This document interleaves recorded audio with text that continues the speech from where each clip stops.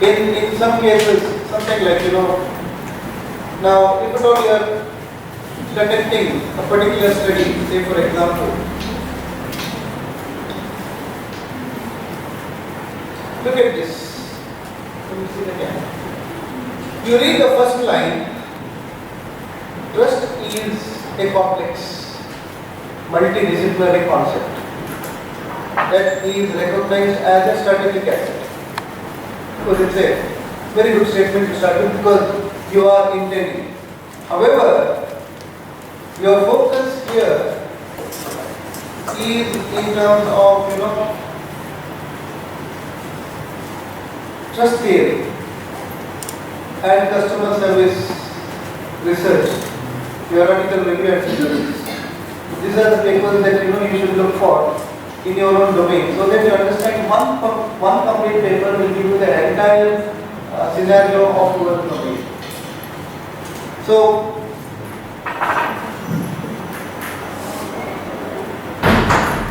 look at it here. Now, trust is complex, but your focus is more in terms of,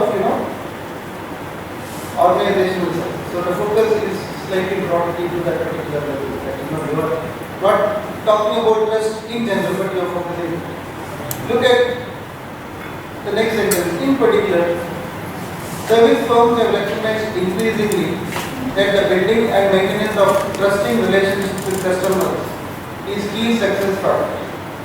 Again, if you are linking this, success factors, organizational success. So the focus is there. So you just cannot make some statement which has no relevance. Are you following me? So start from a broader perspective, but the focus of your intent should be made very clear. Probably you start with organizational success. Customer success, of course, customer here in this particular case, the relationship with customers plays a key role for the success of the organization. But the success of the organization could be because of a variety of other reasons too. So that's you are starting with a very broad mark and narrowing it down. And that is how we look at it. So that's the reason we will have to identify in terms of this. Where begin with identifying broad problems, but not too broad. Avoid global statement means that doesn't have any relevance to that particular action.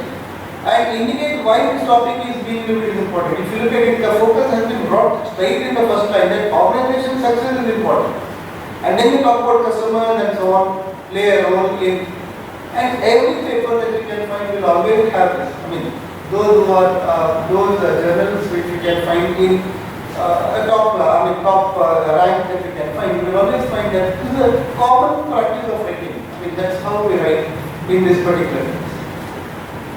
Distinguish between research findings and other sources of information. That's again very critical. Now, when we do literature review, there are research findings and there are other sources of information. Now, other sources of information could be something like statistics regarding, I talk about fraud, say for example. Now, cyber frauds, what are the statistics? Now, statistics could be given maybe country specific, maybe across the globe, could be in terms of continent specific. Now, these are, the information which you will have to tap and use them appropriately in your writing, depending upon what they require. But you should be in a position to identify that there are other sources of information. Maybe there could be a PricewaterhouseCoopers reports, or maybe any other classic reports that are available. Now, these are the information that we can use depending upon our requirement. So you should have those information. Indicate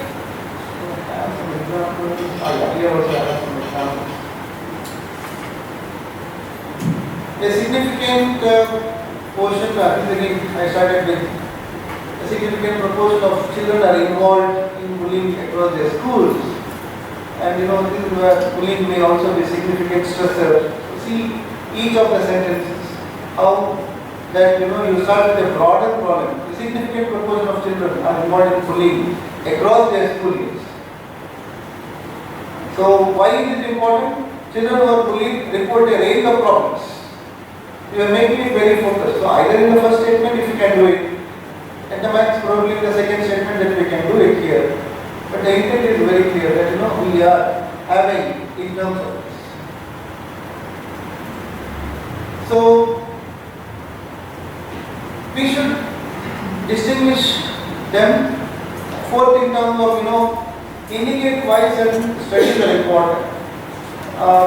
When we have lot of studies, there will be certain studies which are more important. Probably they are seminal works, or maybe that that cuts through something quite distinctively. I mean, something which was thrown all these years. Suddenly you have like a landmark paper which says everyone was talking about, right now you have a paper which talks about it. So you will have to indicate why certain studies are important. Probably there are methodological things or something that can come out. So look at those. If you are commenting on the timelines of a particular topic, be specific in describing the time frame. Now this is again which you can find out.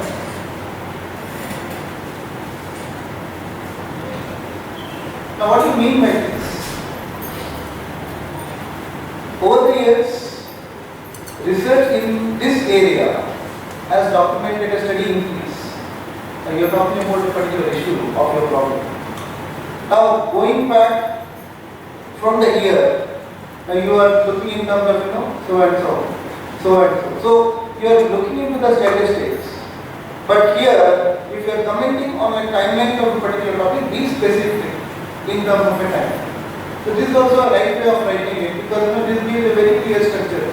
Rather than just saying 10% increase from 1941 to 1971. If you can give a timeline, if you have, it would be better. So you can always make such statements, provided that you have backed reports. The report should be there. You just cannot give it without any backing. So there has to be a backing.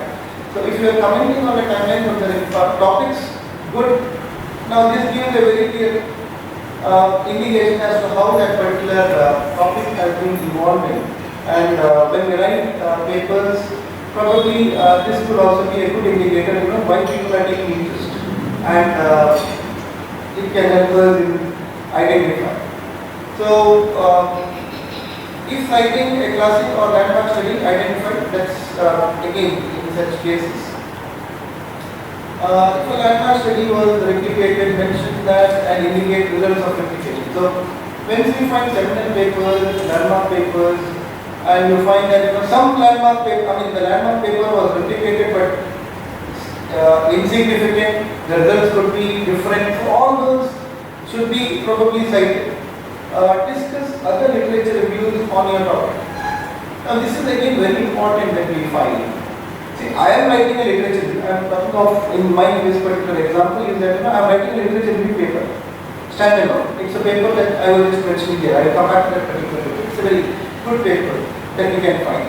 Now, when we write a particular literature review, it could be a systematic review or whatever, we should be in a position to identify and discuss probably, how is my review different than that? I'll also show you some more examples in another paper. Now, this is something which is very important that we do. Don't give an impression that you are the only one who are doing this. Yours is the only thing that is existing in the world, and there is something which is not at all existing. That is where people make mistakes. By saying that I am the only one who is coming out with this and there is nothing. No. The point is how can you connect with the existing studies is very, very important. If you feel that your paper is not at all connected to some of the previous work, either directly or indirectly, it is not considered. Because there has to be a connection. It is a knowledge which is growing on a certain period of time. How can you connect your work with the previous one? Now, you will have to mention how is your work different? How is your work similar to others? So, every possible way that we can always look at should be done. So, that's the reason how is your review different from others? It could be because you are making using different databases. Now, systematic review, when we talk about, we will be referring to papers which will be downloaded from different data. It could be in terms of number of databases, say Brookfield, Sage, Emerald, whatever that you can have. Of course, index journals in Scopus, Web of Science, and so on. So, you look at those databases, and each of those databases has limitations because the number of papers that you can find in one database will not be available in other database. Some of them you could commonly find. So, you will have to identify how and what. I will give you that example also on this point. So, we need to make and bring the reader's attention, and the first reader would be the editor to whom you are writing that particular paper, and then it goes to the review. So, these are very important, and this will highlight the strengths and the weaknesses. So, that is where you will have to look at those aspects. So, this is other literature reviews. Refer the reader to other reviews on issues that probably you are not in a position to bring out all of them, but you feel that there is another review which you want the reader to read. So in some of the journal papers you will find for more information you can go through this paper. Either you will have it at the end after references, or it could be in the body of the text wherein you talk about my review is different from others. There are other reviews who have been done, and you cite them and you talk about a couple of lines, with this, their review talks about this and how is it different. So it is always a good sign that you are connecting your work with someone else and saying that you are helping the reader that there is a paper, please read it if it is convenient to you for this particular purpose. So justifying comments such as no studies were found. Now that's justifying comments such as no studies were found becomes difficult. So that's we will have to avoid using those terms. Avoid long list of non-specific references. Now what happens? You just go on giving references. Sometimes it's too lengthy references that you can find. I mean, when we cite. Now you do something like this. Maybe we have one example. Yeah. Now look at it. Now look at this example. Numerous writers have indicated that children in single-parent households are at greater risk for academic underachievement than children from two-parent households. A big list of references. Do you really require so much? No, because you are making a particular point, whether it is 2015 or 2011, it doesn't make a difference. Now, why is that you are trying to make so much for this? Now, instead of this, can we have a better way of writing? Now, this could be a better way of writing. Same point. Avoid long list of non-specific references. Numerous writers have suggested that children in single-parent households are at risk of academic underachievement than children from two-parent households. Just two references. For example, 2. Now look at the next sentence. 3 recent studies have provided strong empirical support. Now this is where you are making the statement stronger. Rather than see the point of writing long references that you would want to make a particular statement and give enough justification that these are the findings in number of studies. That's the whole intention. But rather than doing that, if you can split that into the same statement, if you look at it, the same statement here, but rather than giving 10-15 references for one argument, just have a couple of references and then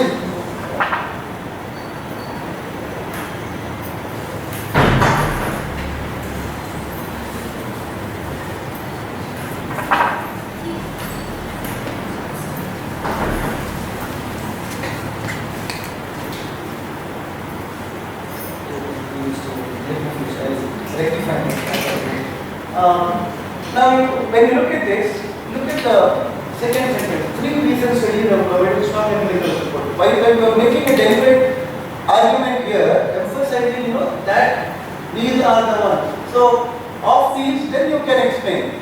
Now look at the same ones, how they have described. Of these, the study of Jones, which was earlier mentioned in among the 3. Now we are writing employed national samples with whatever. So that is a better way of writing rather than having a long list of references. Can we include there are some papers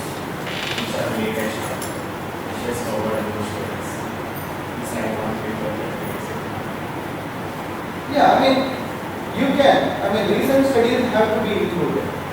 So that is why, there are different ways of writing this. You can have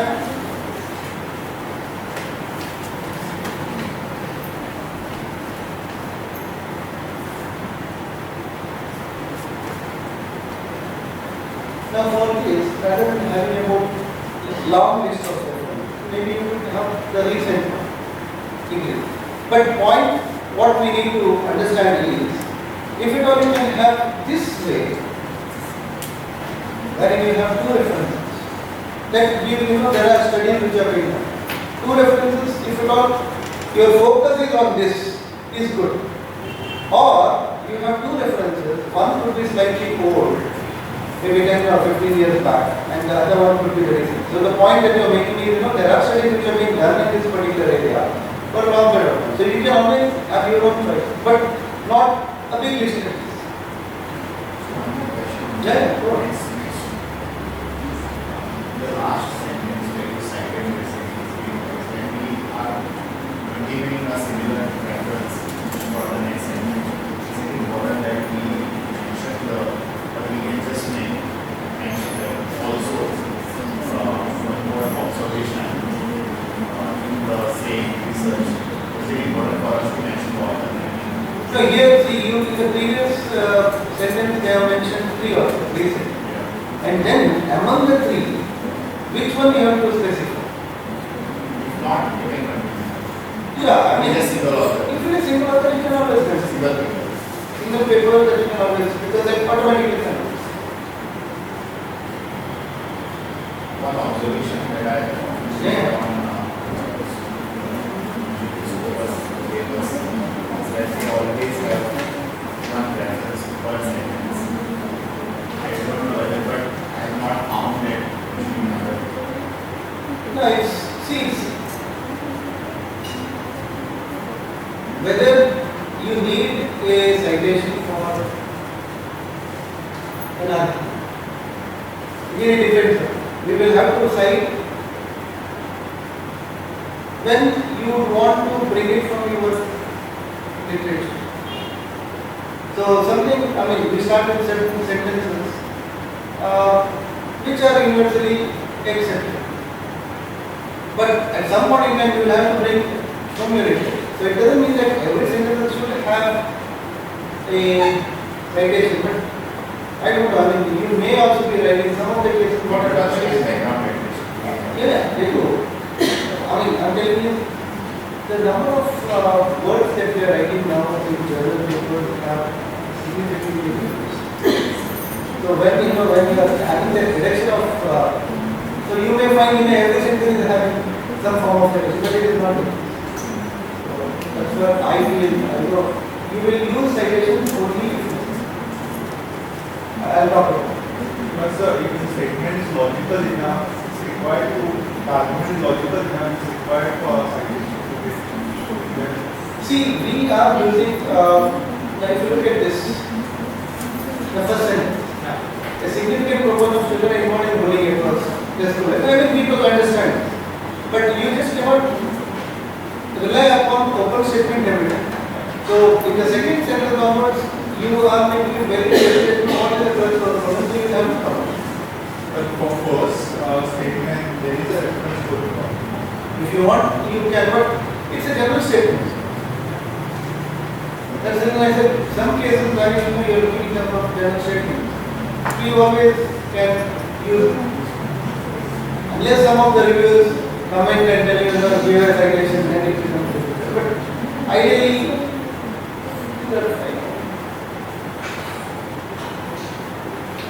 avoid, just talk about it.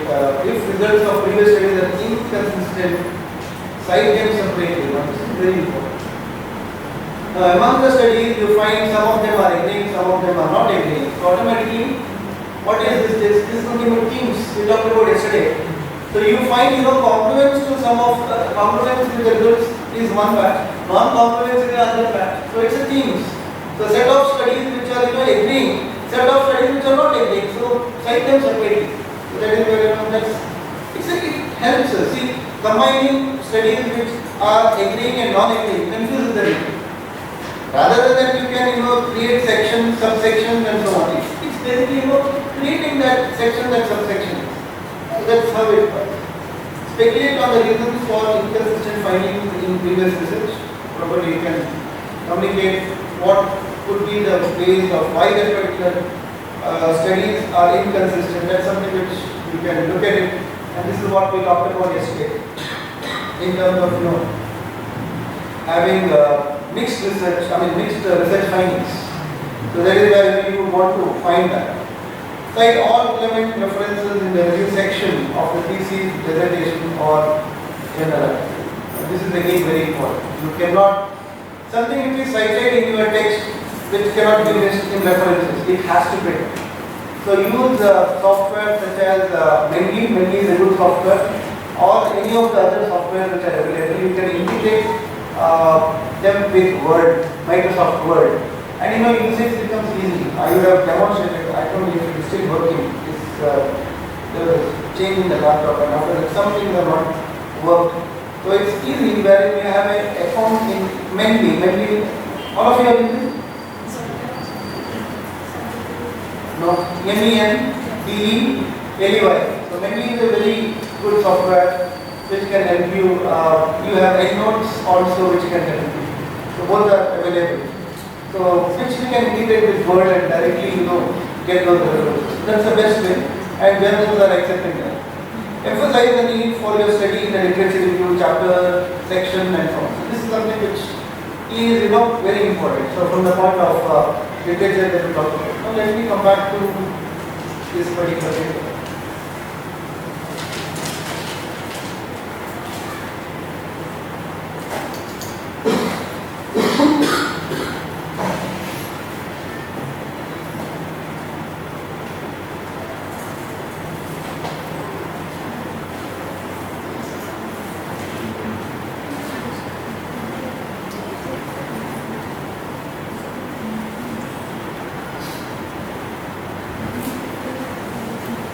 I'm coming back to the same paper here.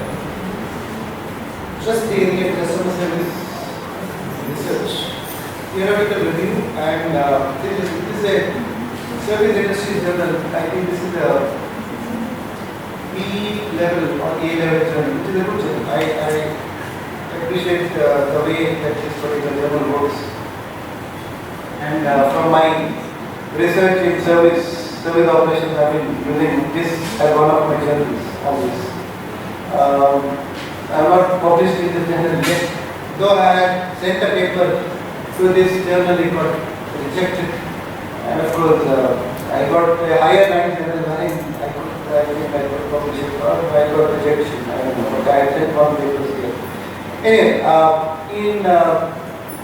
this is one of, look at the statement, I'll come to this. Can you see it? Want me to zoom in?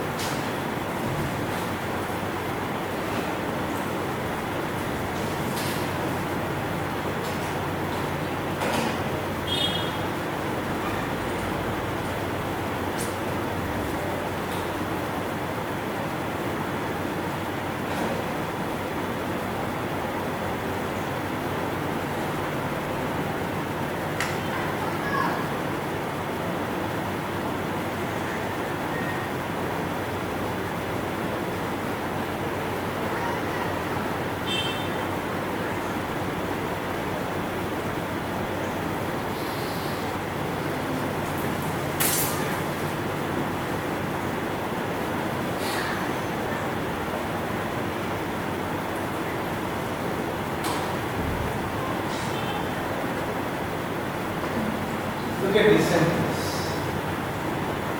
Look at the way the sentences are written. When it is, understand not only the content, I told you, understand the writing, the flow that happens. Trust is a complex. Success and vital for organizational success. If you look at it, we talked about one-to-one yesterday. We talked about one-to-one relation yesterday. You remember the argument that we talked about. It is one-to-one. Trust is complex. and it is vital for organization. It's not one, very simple argument. In service organizations, increasingly building maintenance, the customer is the key success factor. Correspondingly, fostering customer trust is considered a viable way of tackling challenges surrounding attracting new and retaining existing customers in a highly competitive market. Furthermore, trust is shown to contribute to achieving greater competitive advantage. You have a few citations for that. Because you are making a very strong term in terms of, you are referring to competitive advantage which is at a higher level. So you would strengthen that by using more citations. Now look at it. This is, you have 1, 2, 3. So you are looking in terms of competitive advantage is one, sales effectiveness is another one, customer loyalty is another one. So you are trying to bring in to what extent this is going to give you benefits. So we talked about yesterday in terms of this. So we don't know whether it is independent and dependent. We talked about this argument, you remember?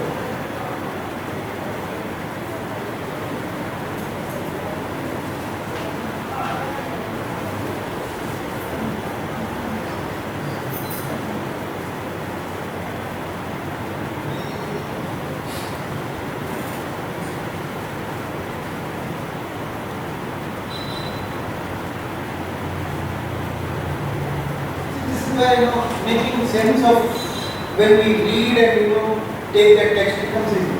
So what we are trying to do here, just 1, 2, 3. So you are, we don't know whether this is the one, this is the one. We will look at it later. But it is very simple case of this only. Arguments that we are trying to make is this. What we understand this? It's a very easy one. If you don't understand how people write, but we need to understand and make our notes very clear. That's the whole area where we fail most of it. Am I clear? Are you able to understand?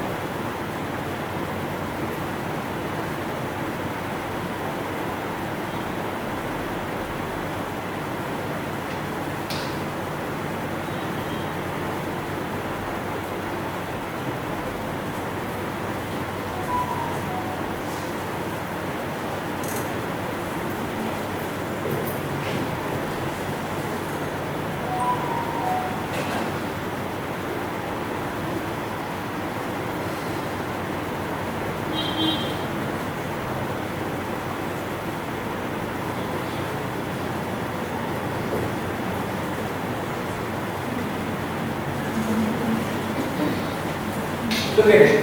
So you talk about customer loyalty. See, you are talking about different things, reasons and conclusion. We talked about. The conclusion is trust. Reasons here we are referring to here. Agree? Look at the second paragraph. Trust has experienced a considerable increase of scholarly interest across different service industries. Now look at the first paragraph and the second paragraph. First paragraph talks about the different aspects of trust component. Second paragraph talks about trust in different service industries. Oh, a very good transition. So people will be happy, okay, you are talking of trust in this particular fashion. Second paragraph you are talking in terms of the same component but across the service industry. That is what you are talking, what you are focusing on this person.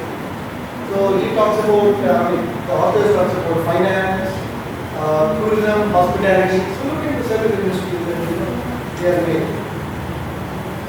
What kind of regulation? Which one? This one. This is review. This is basically a review paper. Patent review. This surge of interest has paralleled the shift of focus from transactional to relationship-based service orientation. Scholars adopting different conceptualization of trust, their surge of interest. So you want to say indirectly that trust is important. We are making this particular background as to why trust is important with all the required. So here, then of course will be applauding the increase in the scholarly interest, B content, advancement of service industries, trust research could benefit because you are trying to pitch in, this particular component is important. Why? Why is it important for reading? So our contribution is therefore to review the fundamental trust theories, synthesizing the service industry. It's very clear what exactly this particular work is all about. And then they talk about all those aspects. This is one of the good papers, so we can identify. And because they are working on service industries and service industry journal is very, very specific, they have referred to all the ones. So look at the match. Now, the journal will be so happy to publish this particular article because it is exactly meeting their aims. And we are trying to reach in a perfect way of, editor will never say no. I mean, unless the paper is bad. So that's how, we are discussing about having which journals to reach, what would be the reasons to reach and what. So this is one of the beautiful ways which I find to find this paper attractive. First, and it gives you, we begin with considering the theoretical foundations of trust. Next we discuss trustworthiness and dimension of trust. So look at the flow that they talk about. This is followed by considerations of trust analytic levels, trust development over time, as well as trust violations and so on. So it gives a complete orientation of the paper which is common. So in introduction, this is normally the last section that we write, where you give a flow of what are the other contents of your papers are. So,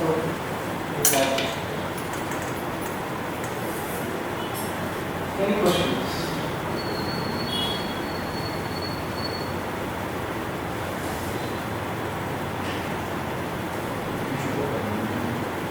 Paper.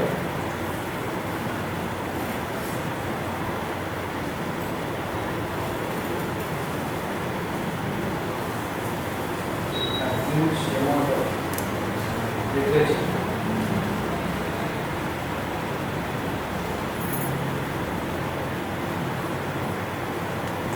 Recommendations. So that's the contribution. Which will be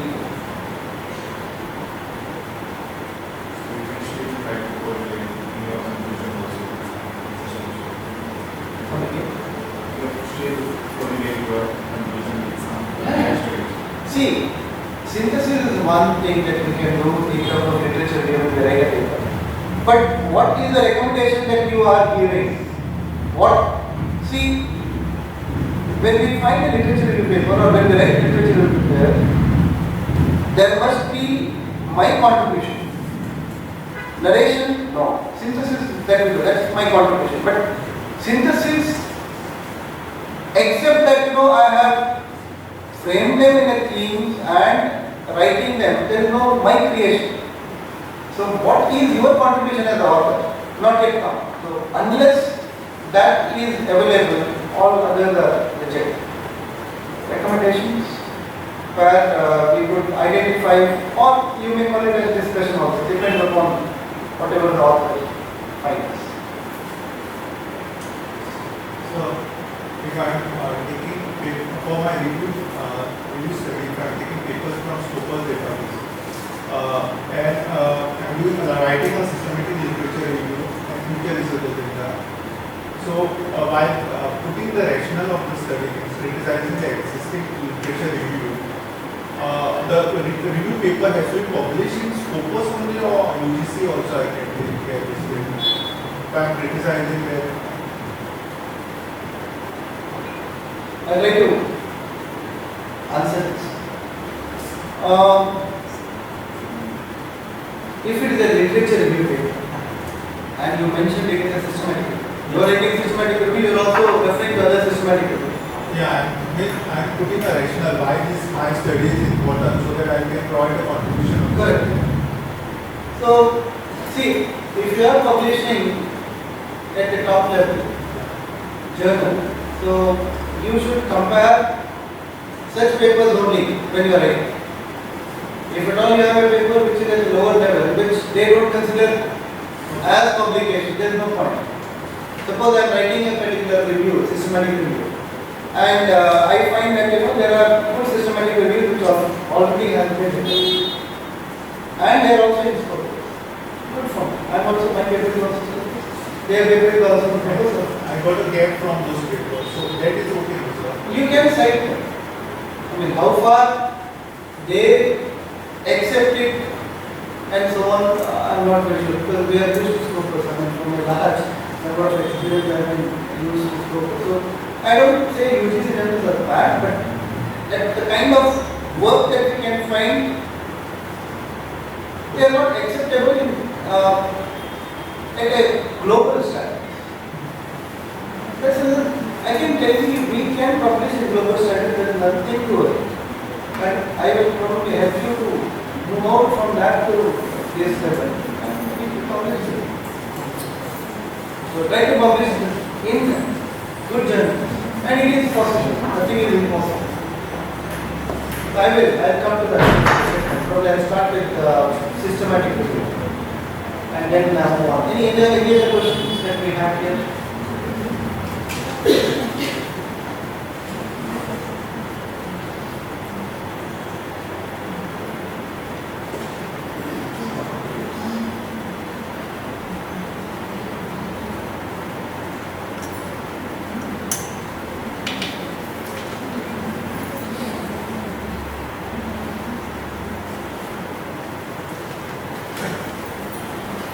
Alright. Systematic reviews is one of the types of reviews, large number of reviews. Nowadays you find reviews, papers, thanks to softwares. Although I have not written papers on bibliometric software, against that particular software actually.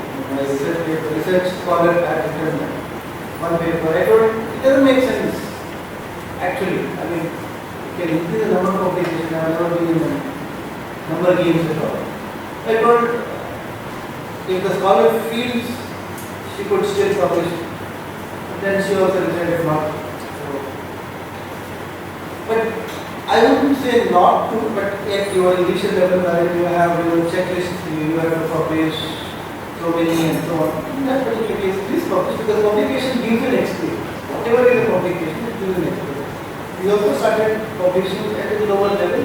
As we graduated, we moved on. There's nothing wrong with it. So start, if you are comfortable with bibliometric publications, you can do it. It can also give you an experience. But I'm not. Bibliometric is basically, there are software which are available. We download Excel formats, I think what is that called? RTF.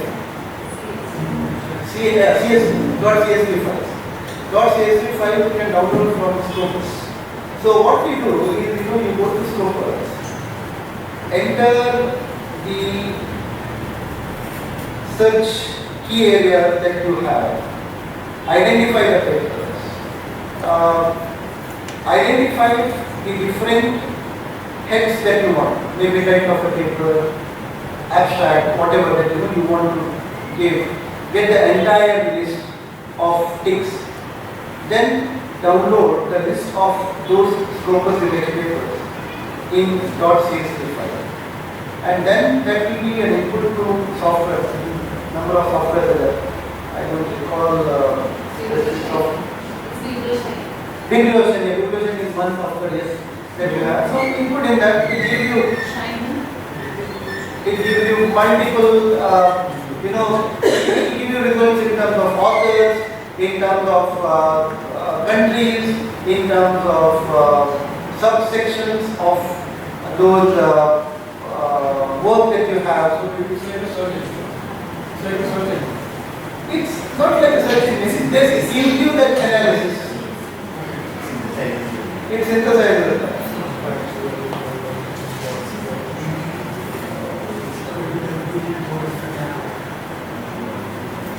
That's a bibliometric. If there is a paper, if there is a paper on bibliometric, I will share that and explain because I am not operating. So you say AI, it does it for you.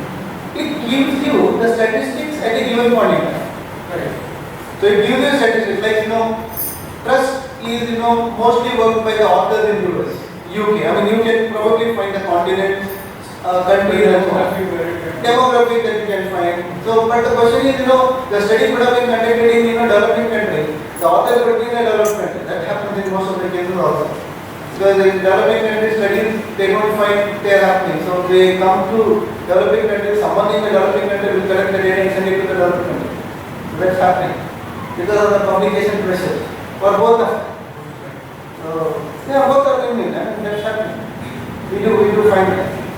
So what I will explain here is in terms of what a systematic review is, and we look at this in terms of systematic review,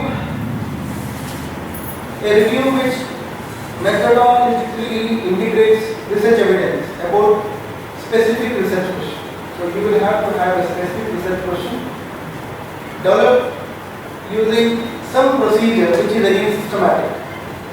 And of course, here there is only from large pool of papers which are already published. And systematic reviews can be only done if at all you are having a good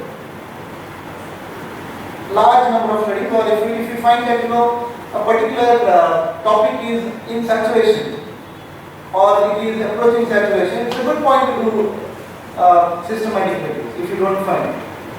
So that is why systematic review is a good way of looking at it. So naturally when there is saturation, people would have worked on it. So that is where that's how we need to look at it. Alright. Now asking an answerable question, of course, which is the most difficult step.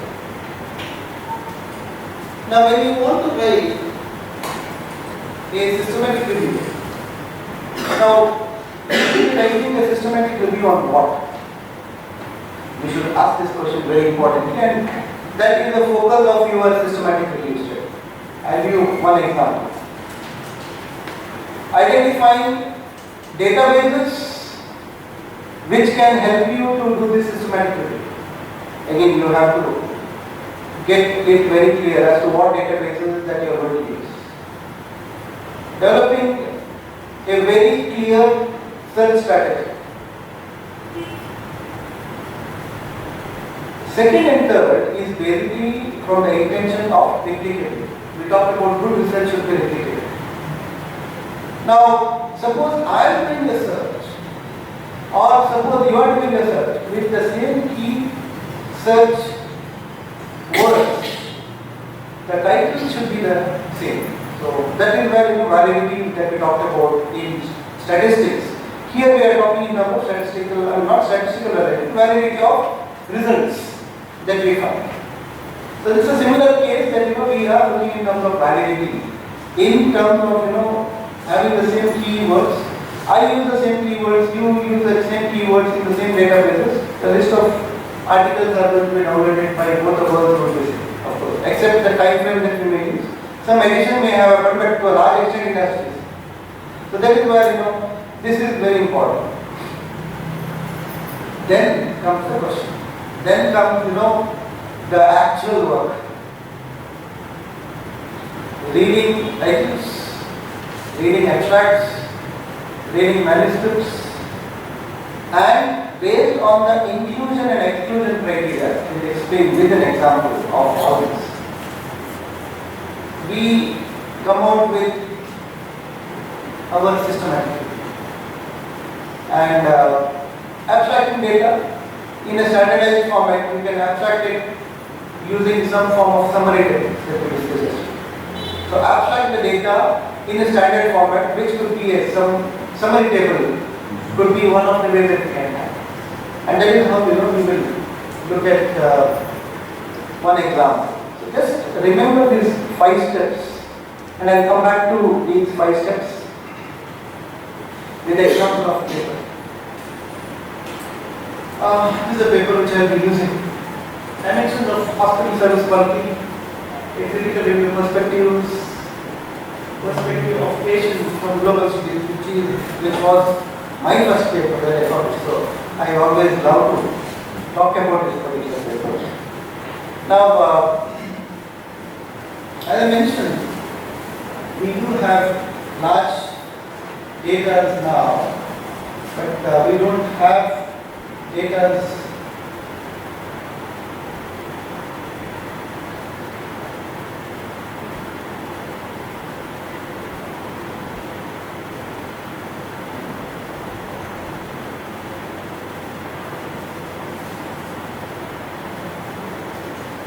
This is the paper that I'm talking about, where I was earlier working in Institute of Management for 20 years. Because now I'm in Medical Institute of Technology last 2 weeks. And my guide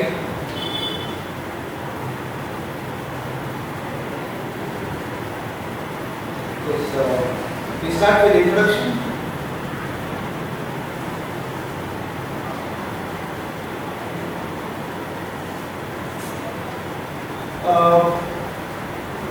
In this particular case,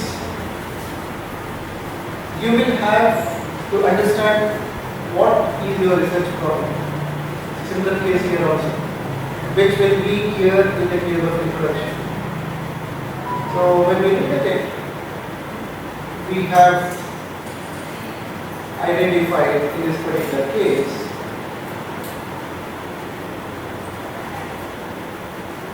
introduction is quite vast here.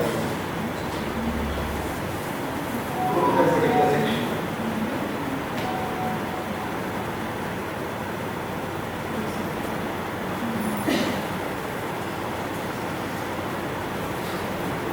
So look at it here.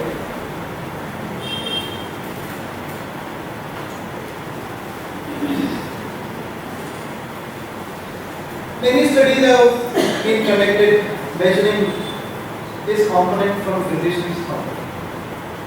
I made it very clear, mine was from the point of patients.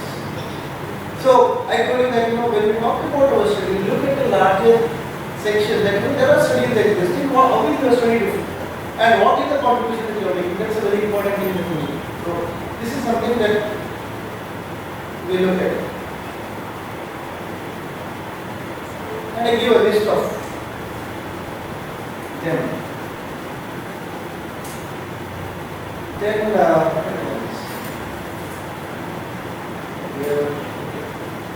are some tables which of course is being used. Large number.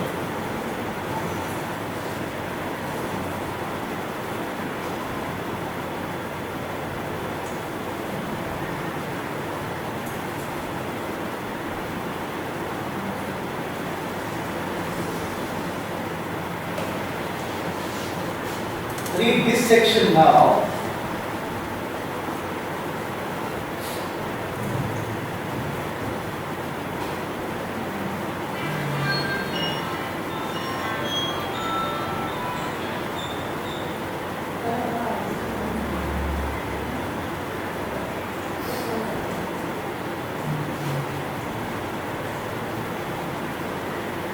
Firstly, I said that there are a number of studies with physicians. Then I make the point very clearly that there are numerous studies from patient perspective.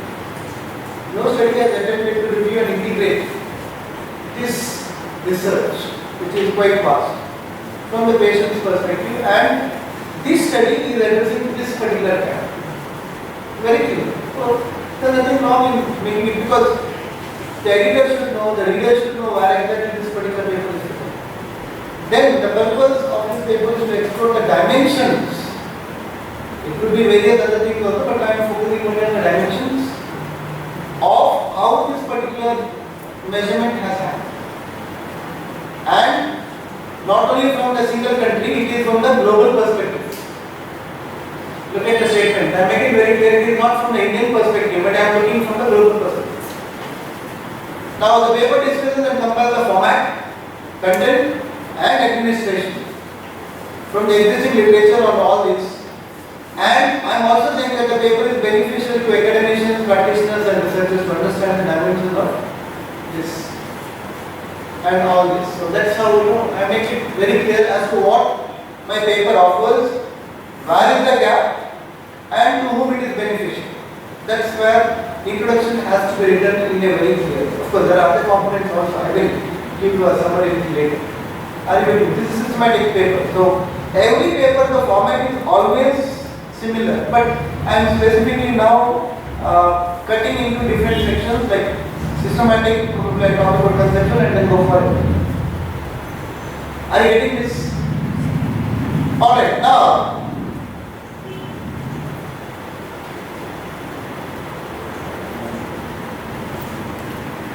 asking an answer to question. So I am trying to look at one very clearly. Identifying one or more databases for searching. So that is where method becomes very critical. Literature search has been done using keywords.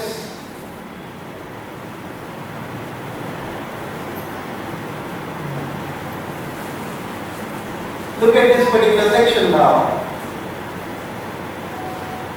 Look at this particular section. Keywords combinations is given to you. In all these are keywords from the literature databases. So I am referring to whichever database. Let's go progress databases. The studies were limited. You remember exclusion and inclusion criteria. One of limited. So limited to articles in English and having the service quality concept defined from patient's perspective only. So I as a researcher, I told you that I have a liberty that what to include, what not to include. But you will have to bring this inclusion exclusion criteria very clear. Am I clear? We have few more inclusion and exclusion criteria which will be, but you will have to decide it very clearly in advance because tomorrow the list will be based on your inclusion and exclusion criteria. Fine, can I proceed? Yes. Now look at it.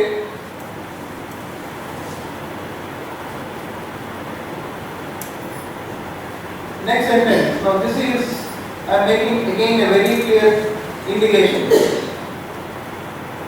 There is a very clear instructions, very clear distinctiveness in terms of how this particular construct is different from the other.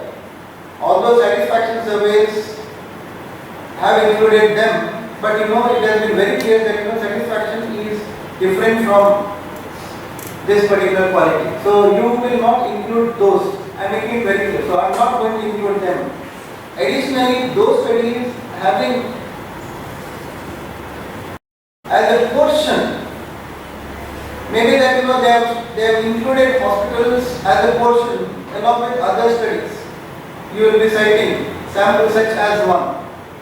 See, here is one study which has included hospital patients also in their study, but they have included other services also. So what is that I am saying? I am not going to include those papers wherein they become one subset. So we can always do this as researchers. We can have n number of inclusion exclusion criteria, but we will have to make it very clear at the beginning. Then our review is not restricted to one article per survey, because that would be one instrument. So again, making it very clear, it is not restricted to one article per survey instrument, because there could be different survey instruments which may be created by different authors. So that means I will be having only one. So I am saying that not restricted to one. When more than one article was identified reportedly using same survey instrument, all articles were found included. And when more than one article were identified in the same country, maybe 2 or 3 researchers would have done research on the same aspect at multiple times, at different point in time. So I am again reporting that it is again not specific to one country. If there are more researchers which has been done in one country at different point in time, all the researchers are equal. So look at the aspects, what to include, what not to include. So this is the inclusion criteria that we have, exclusion criteria that we have, and this approach provides more information in accordance with previous study. I am not saying that I am doing this out of the blue. This is inconsistent. I mean, this is not inconsistent. This is as per consistent findings from the previous studies, and I am citing them here, which reviewed survey instruments from 8 literature databases. I have made use of one tab and making 2 arguments here. I am saying that one in terms of according to the previous study, which is consistent. Secondly, we are referring to they have used 8 literature databases which I have not included. Can you see here?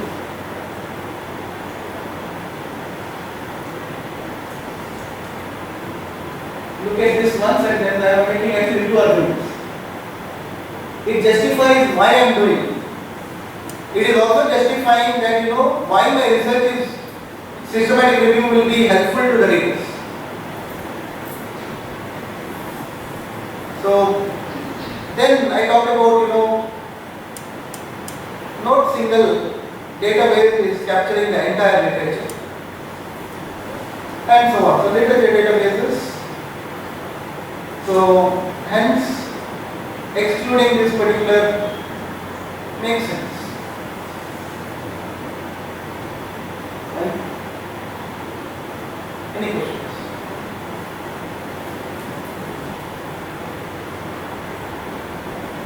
So the chances of literature review paper getting accepted is strong when there is a global perspective on it, one specific country or one. No, global perspective could be better. If we are taking of India, then the contribution has to be very You strong. cannot publish it in a global context. People do not accept it.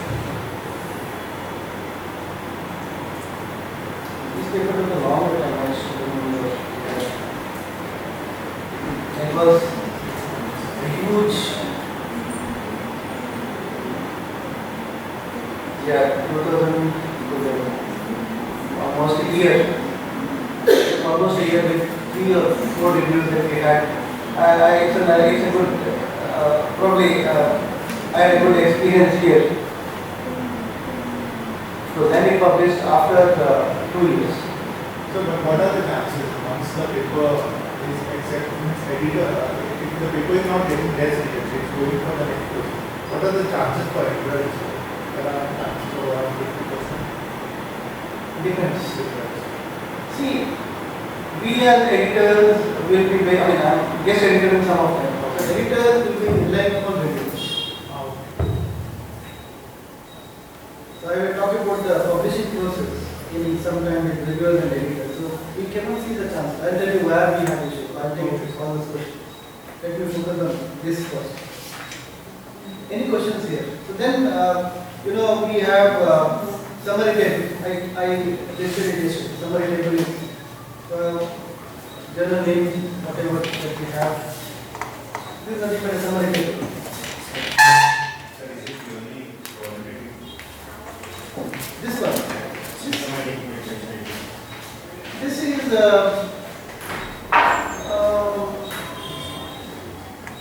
we would not qualitative, but it is the data oriented from the previous study. Either quantitative or qualitative because it's secondary data that we are using. Can you measure? We will be using in terms of we will be using to the extent what has been published, what is the available things. It's a quantitative, and that is where if at all we can use statistics there, then will become meta-analysis.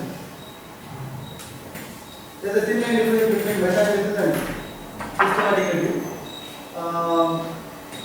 All meta-analysis would have passed through the systematic review, but not necessarily that systematic review should be also meta-analysis, because it could be only systematic review and then you have shot, not given much of the statistics. So you are taking the findings of systematic review Yes. and doing meta-analysis. No, meta-analysis meta-analysis is using some, statistical indicators that how the power of results have improved. There are some indicators that we use. So if we are using some basic analysis of comparing with statistics, then we call it as meta-analysis.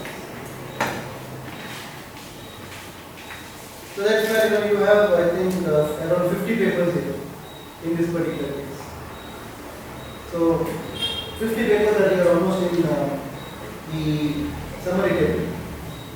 So is that like a benchmark 50 papers? I didn't know that formally. I just sent it.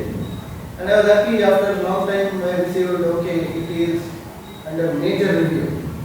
What is So, okay. minimum numbers? Minimum numbers. No one talks about failure because it's based on your criteria. What is your criteria? I have used 3 databases here. There is no minimum numbers. So Whatever criteria you use, everything is based on the top. come again? So you have put certain inclusion and exclusion. Yes. So let's say you have got in every such 10 results. Now how do you filter those 10 results? Based on the reading abstracts. See, not all papers are included. I have made my inclusion and exclusion criteria.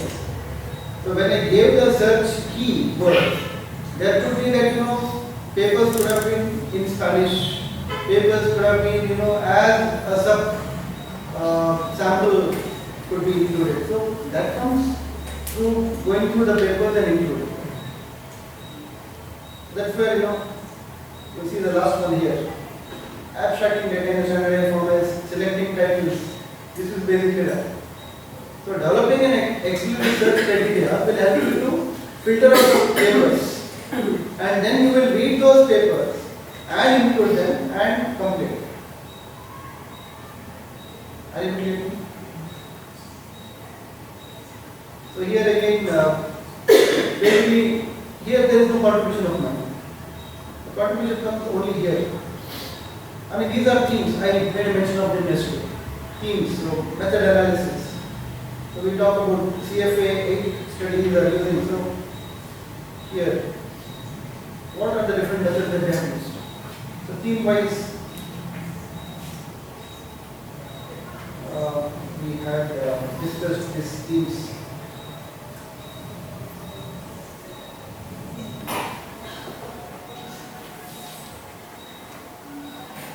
We discussed this particular themes and we told, this is the themes that we can create. That is how we have used this. And when you say manuscript, does it include everything? You said on the other. Manuscript is, in the sense, Abstract, title, and manuscript. Does it mean everything? Manuscript. manuscript is the entire. Manuscript is the entire paper. Oh, that also includes abstract. Manuscripts are based on this. But you can also select titles and abstract also. For the first reading, yes. But you will have to include them in a summary table later. Only first. Sorting, yes, at the first level. Second level, rereading happens.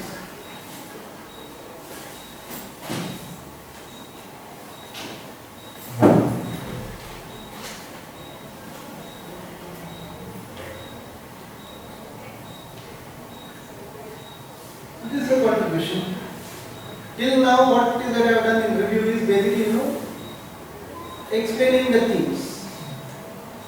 So here comes the contribution. The review has recognized that the studies we could talk about this, and I will also make meaningful contributions here. So I will have to advocate as to why and what needs to be done. So skill development, suppose you would want to do, you will have to see here as a researcher, you will have to take a stand. You will have to advocate and stand by why you are saying this.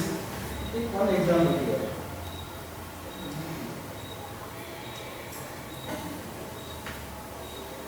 See. I'm taking a stand. In this context, scholars should therefore describe the context. Because there are some discrepancies in the context of which the work can be varied. So it is not just a narration, you have to take a stand as to why, and you are going to guide the next researcher as to this would be a right approach rather than the other.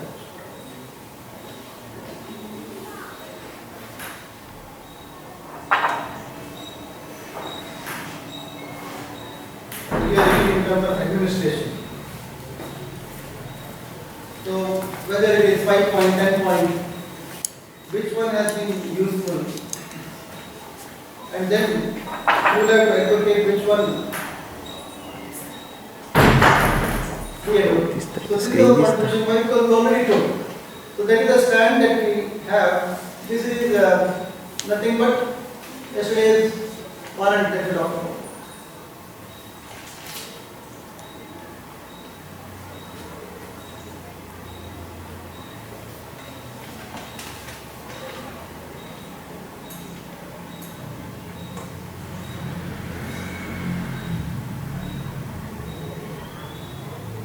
When we talk about an argument that we do, so this is something that you will write. So a high level of this. So why you have claims and evidence which are already made.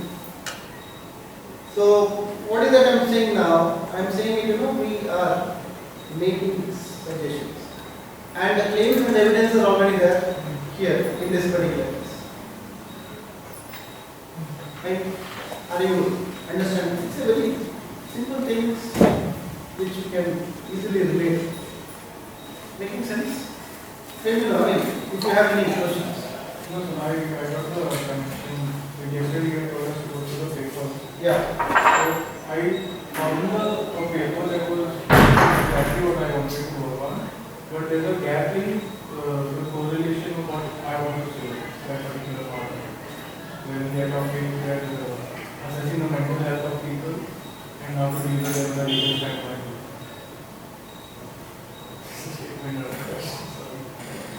No problem.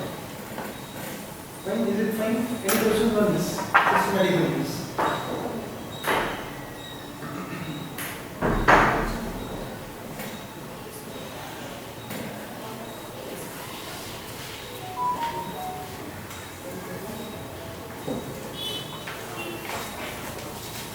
Social science, which is a research.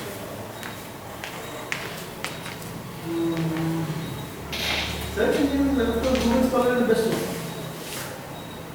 Just find papers there, or Google itself will give you a list of. Maybe you will not be in a position to get those papers access. So apart from the specific ones, maybe JSTOR could be one, depending upon what would be your topics. Best thing is you identify the papers, then identify where they are, backlight. So JS, EOR could be one. We do find it. Mostly for historical, very old papers. No, new papers are also there. I mean, now it has been taken out by Wiley or something else. So you will have papers there.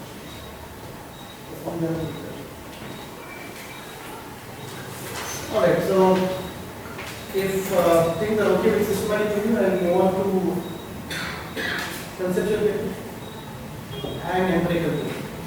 These are the other two types of paper. You can write any forms of paper, systematic review, empirical paper, or conceptual paper. Are we getting a break? Right. So we will start this writing research paper.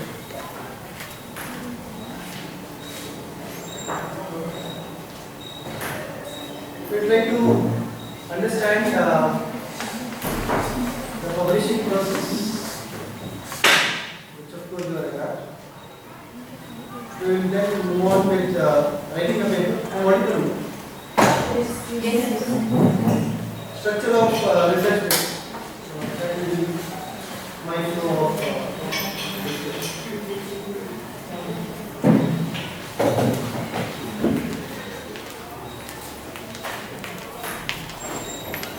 because I took this from another advocating the publication. I didn't want to again do the entire process that was taken from one of their websites. So what we do as researchers, we will have to publish. We will be writing a paper. And when we write a paper, it will be sent to the journal of your choice. And who reads the paper apart from you? First paper, when the paper goes, it goes to the editor. In some cases, the editors are very high profile. It goes to the associate. The common trend is you will find some of them are at a very high profile. They are in editors, but associate editors are equally strong in terms of academic credentials. So they have that policy that we push associate. Editors or associate editors will go to it. They will read the paper. If they feel convinced, only then it goes to reviews. If they are not convinced, end of the story. Test rejection is what we call.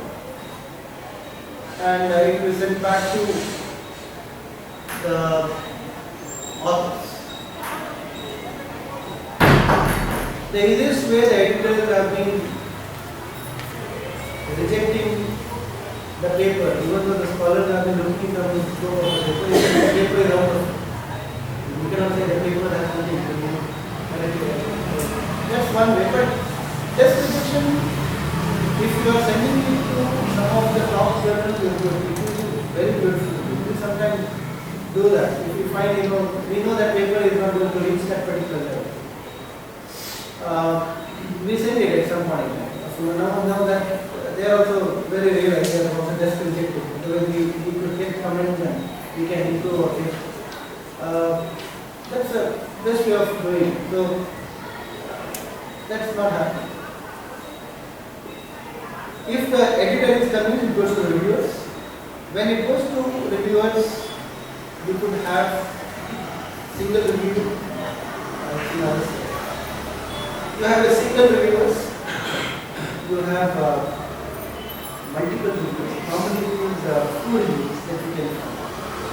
In some of the reviewers, there are more than 2 reviewers. So it depends upon the policies of the journal. There is no uniformity that you can find. Single reviewers, of course, have not been accepted well. Most of the journals are going for blind review. For the simple reason I know, single reviewers, when we identify, there could be a bias, which can happen because you have one reviewer who may feel mesmerized by the paper. And in some of the cases, there could be other reasons. So this is most of the journals which are prominently in publication are having 2 reviewers, and these 2 reviewers are not aware that they are actually reviewing the paper.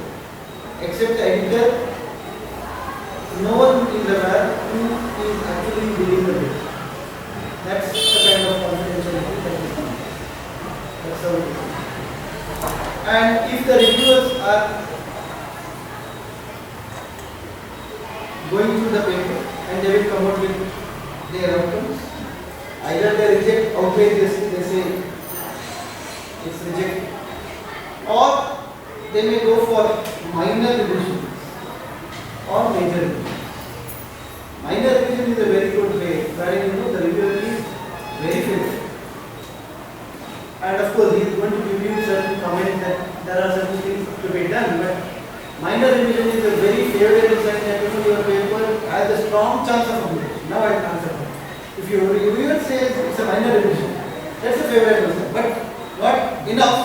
We have found papers which were having minor revision at the 3rd revision rejected. And we also find what happened. We were expecting that the paper should be accepted, suddenly it gets rejected. Quite impossible to say. But ideally, when we find minor rate of acceptability, it is, I can say, about 80%. 80% still, sometimes it just goes off.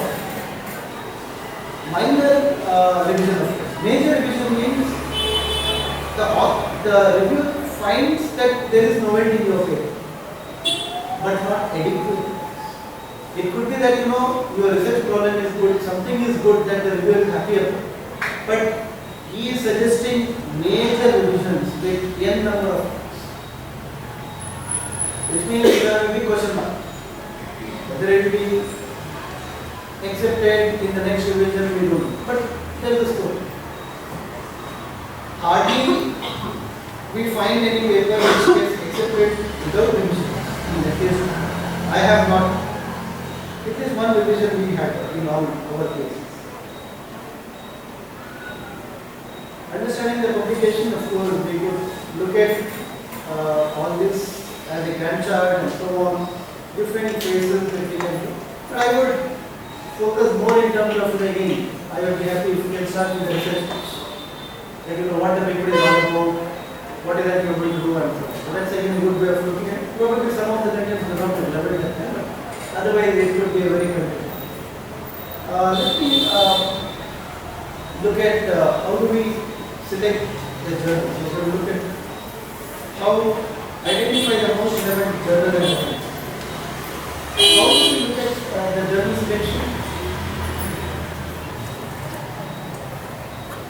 So I've taken from Emerald, each of the publications will have similar. It's not that the guidelines will always be the one.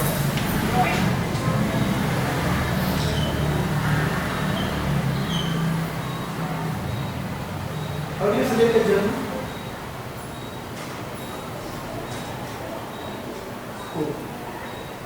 Scope. Scope is something that we look at. So every journal will have scope of work. So whether your work is fitting into that, that's fine. Then ranking of the papers. Ranking of the papers. Okay, agree? What else?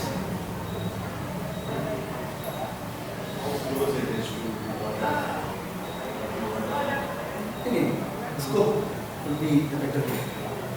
I personally see the time duration. Time. The time for publication. Fine, I don't deny that. That's your way of looking at it. People do depend upon the okay. But scope has to be there. This could be a second page. What else?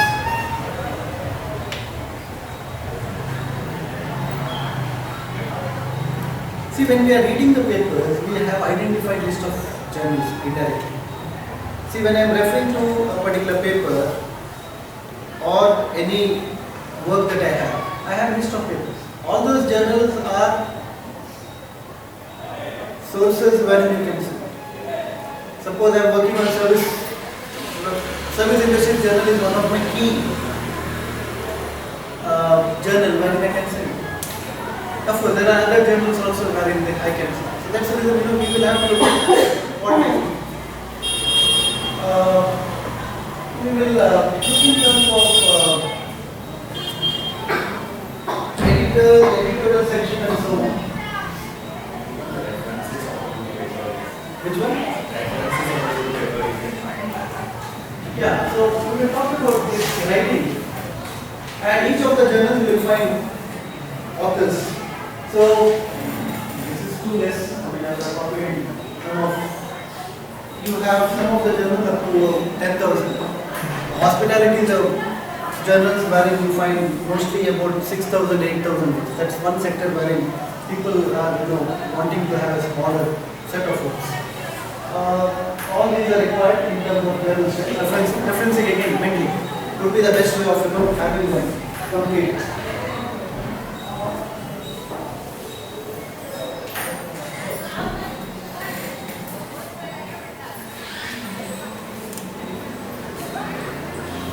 Okay, let's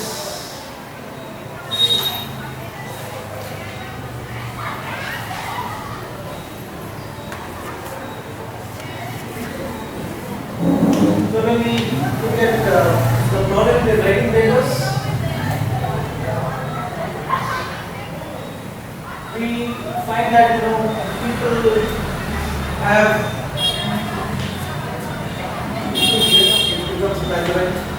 apart from that, documenting the process, results of research properly again becomes very important, and understanding the process and where exactly that particular gaps in the introduction I made a mention that. If you look at that, see any paper, whether it's systematic, conceptual or maybe empirical, the introduction is going to be the same. I mean, very similar. What exactly is that you are trying to fill? So that is where understanding the process is like a knowledge generation is something that if you are not in a position to articulate where my paper fits in, if you are not convinced that where my paper fits into the entire motivation puzzle that we are talking about, then who is going to accept? So this is one of the major areas. How can you position your paper for publication? In a huge gamut of publications, where do you find your papers on?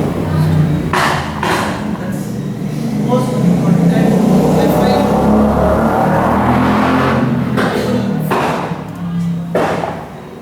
see, editors also have a limited. First thing that editors do is look at introduction. Then of course we look at abstract, then we look at introduction. Introduction gives us a very clear idea whether the paper is good or not. Then we move on to the methodologies, scan through. Then we go for a reading. Of course, we don't have the complete reading at once. So we will also look at whether the same could be done as a reviewer. So we as reviewers or editors do the same thing. Only thing is we will have to reread it. If at all we find that there are glaring mistakes, problems that we can find in a particular paper, we make a mention that it is having this. But if at all we are convinced that this is a good paper, because either the editor as well as the reviewer, it's a free job that we do. It is in addition to whatever that we are doing. There is no payment. And it's a freelance that we do, and we are happy with that. We don't ask for it. But when we find that the author himself is not in a position, this is one of the strongest reasons why the rejection happens. You have no strong reason why this particular paper is so that and all these publishing houses have a good amount of softwares. It catches plagiarism like a bee. So that is where the third content that we talked about ecology. When you find that full of red. So it is better just say desk rejection. So that is another reason. So that's where make your content properly, documenting the process and results that can be worked out. But again, that's the reason that we get. So probably do's and don'ts to basics. I'm again coming with very basics as to why and how do we write it. Say only what needs to be said. This is very important. See, when we write papers, we write too much. And there is a pain that goes to deleting a section. It happens. When we started writing journal articles and now when we write, sometimes we find there's no emotional connected, but okay, we are happy in deleting also certain sections. But at the initial point in time that we had, we were so hesitant in deleting because I have written it with so much of time and things. Of course, we have that compassion and passion in writing, but that emotional that we find probably has gone. And this is something which we have to write because say what we only do. Past tense, present tense in discussion and implication section. So we make use of different tenses that we have. Past tense is for the literature review because it's the previous one, and present tense because in discussions and implications.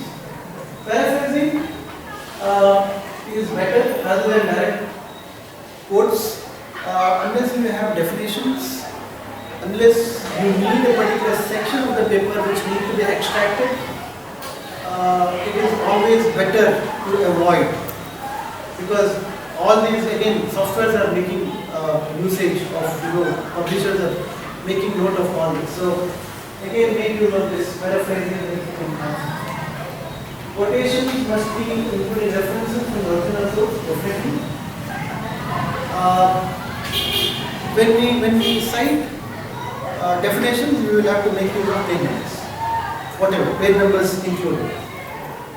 So when we make use of them, so paraphrasing, that's the thing we talk about. Paraphrasing is more desired. Except for the definitions, you avoid page numbers from where the particular definition is extracted. Ideally, you could use it for every possible way. Let me just. So past tense is also used for results, but present tense for discussion.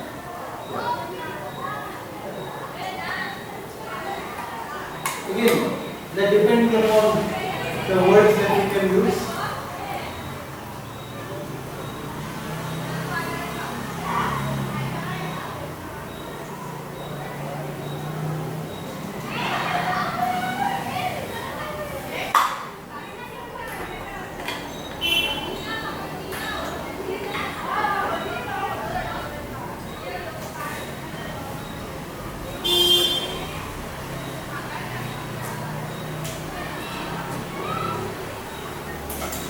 Here,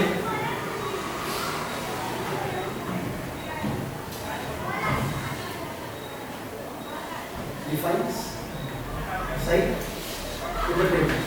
So only for definition, page number. Definition. So ideally, when we are taking the quotation, it would be better that we can write in terms of the paper.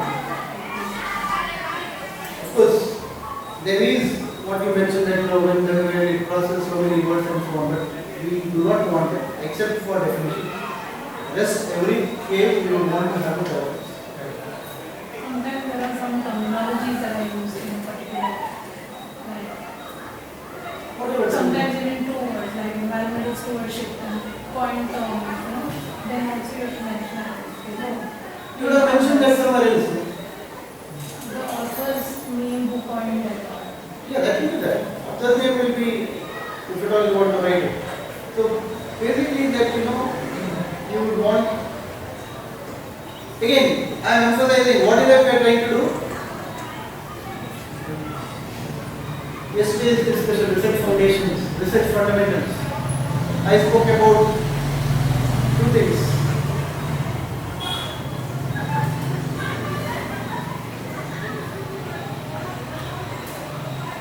This I found it.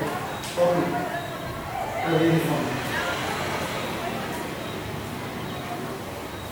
That's the same paper which I'm showing. So what are these? From research foundations.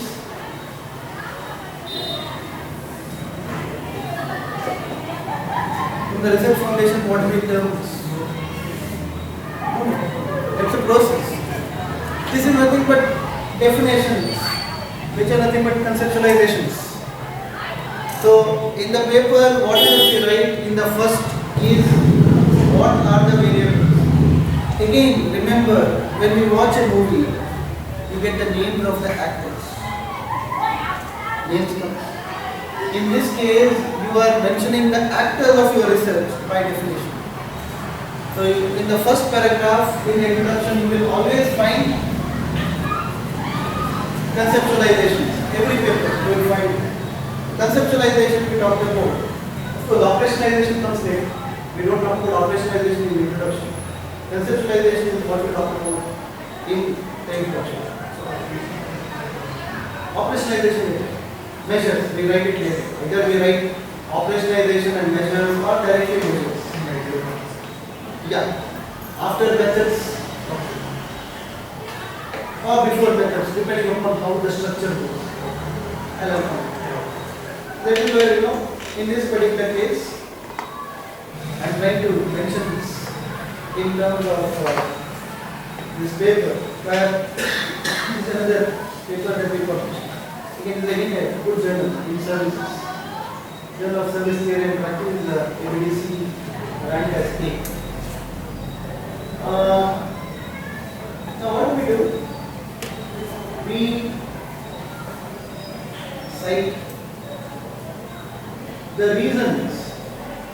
our paper is important. So one of the reasons could be in terms of mixed findings. So when there are not consistent results, when we find that there are not consistent results, it is good to highlight them. So here if you can find here, you will have them highlighted in this particular section. There are mixed findings.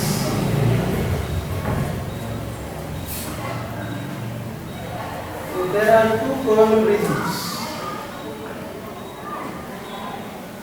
All these are from the literature only, not my own.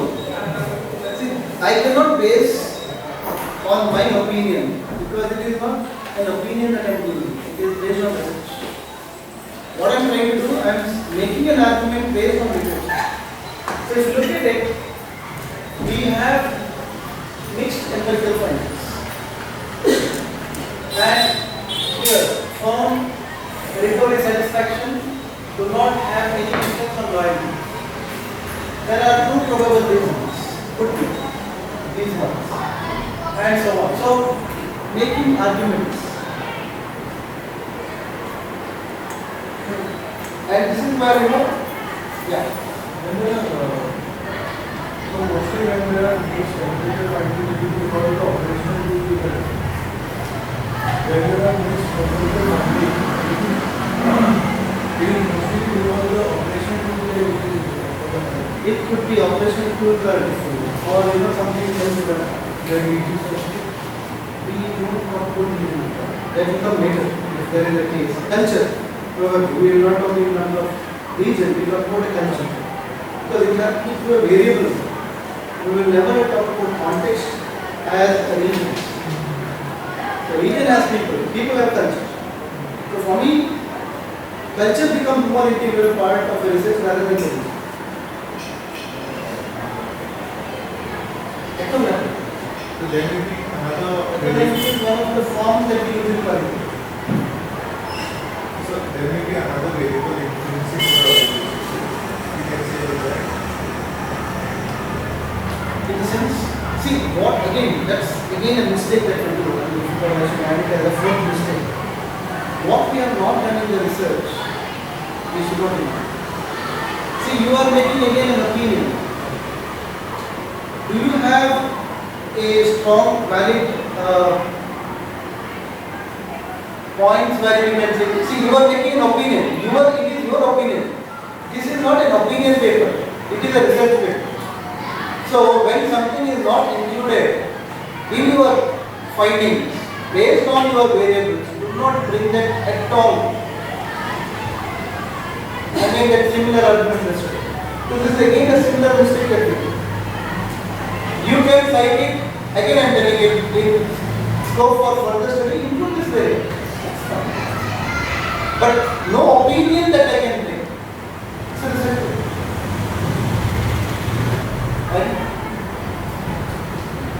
So in this context, our research intends to investigate the role of recovery satisfaction of customers in bringing about service loyalty when friends and employees of these organizations have been antecedents. Yeah.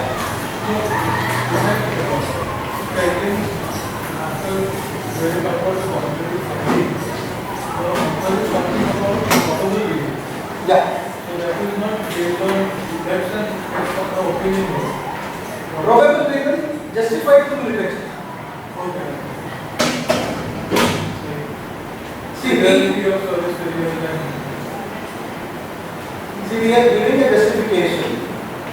It is not an opinion directly, but it is linked to the probable reasons could be these two, which is guaranteed trust, commitment and loyalty. Because these are the variables that we are using.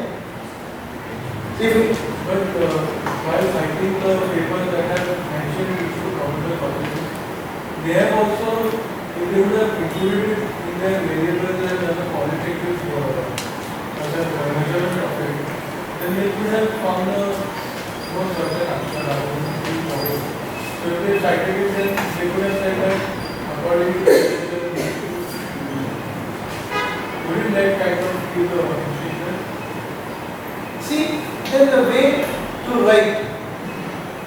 Now, you have included certain variables in your study. Loyalty is one of them that we have here in this study. Now, why is that you are finding contradictory? This could be contradictory because you have these results in a given context here in this particular case in combination with trust, commitment and loyalty. So, we are not deviating because for our study, loyalty is one of the key variables. Here also it is a key variable. So, that is how it is a conceptual connect we are trying to create and we are proposing this as a variable. So, that is a probable. We are not saying definite, it is a probable. Why? Because I am studying loyalty in my work. I am also taking loyalty in this work which is there. Even in this particular case, you will find that so actor, the variable that we are using is the same. There is no opinion of mine. So we are not making absolute statement. No. So we are definitive in your own There may be a basis because there is a variable which has been identified which had an interaction in interface. which are often equal to assessment. Now we will come to that later. We will again come to that later. Fine. So in this case, because I need to create a case, in this context the research intends to investigate, this is nothing but the research question. What exactly we are doing, what exactly we are trying to do. In this context the research intends to investigate this model.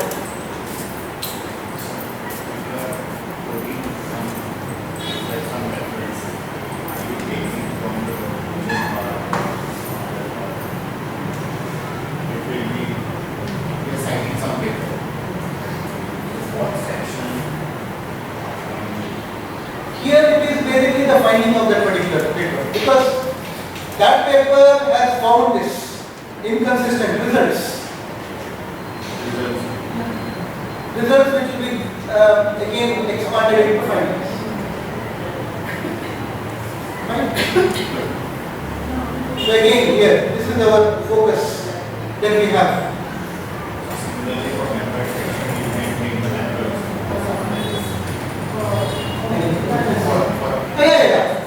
So that's the reason I could relate that in your case of systematic review.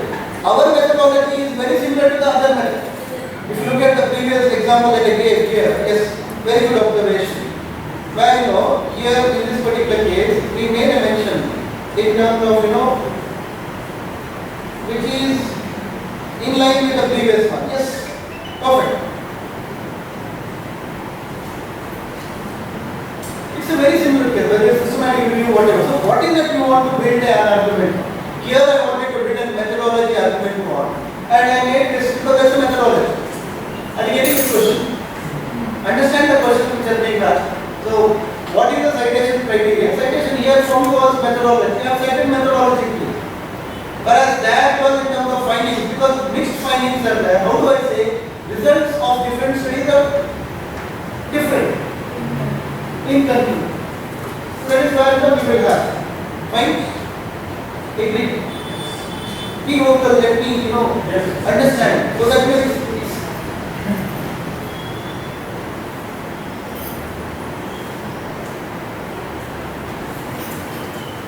so then we okay, keep it.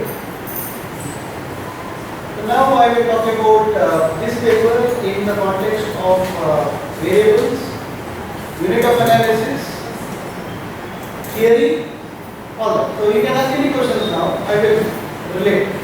So one question I had about I understood that the reason why other problems and scientific references, it is important to also mention the methodology for them to come to that conclusion. Or is it to be because that he said that the contradictory finding, definitely finding a contradictory, you might look to other findings. It could be either oh, sorry. The severity of the this should be given to the customer.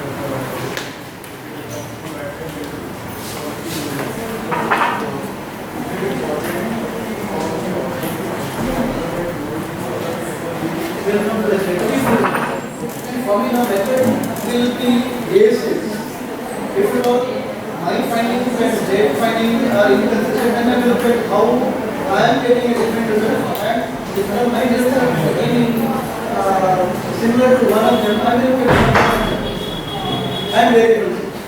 So otherwise you assume that you are both Because see, loyalty is a variable. When it comes to, see, at the first level we are talking of conceptualization.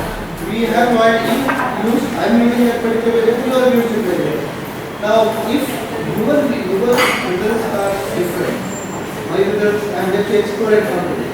So that is why we are talking higher level. Next level we get to know factor. Yeah, this is the introduction, I was saying introduction. So you let them know already that they are Yeah. So that is why we are making them interested.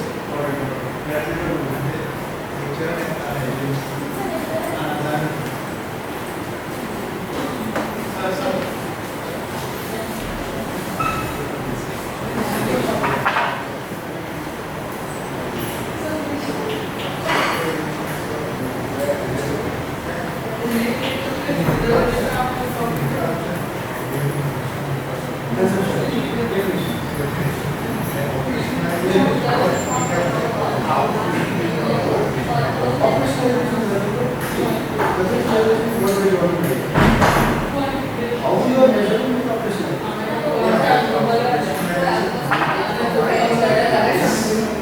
It could be like a being some other, or you are defining the operational.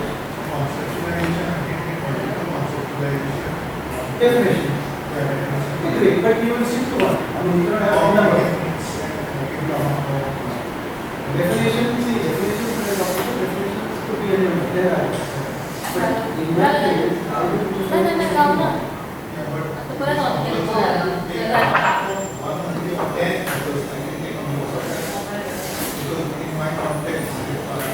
now then you have to identify how there is a evolution of definitions. Okay. To this system. Yeah. See, if you can go to the pages, have all your definitions in one place, in one word or one space. Read each of them, read citation. Look at how each of those definitions are involved. We can put it chronologically in terms of publication.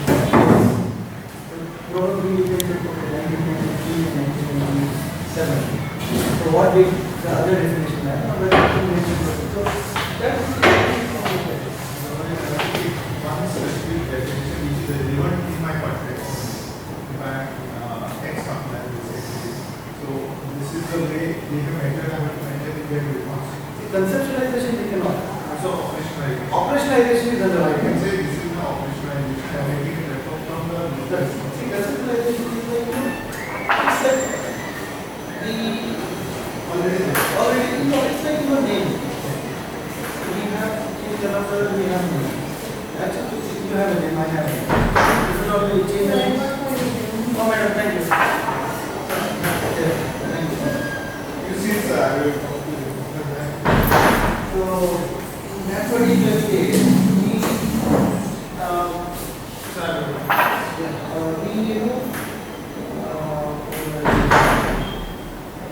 conceptualization is what Is there defined as we have names. yeah.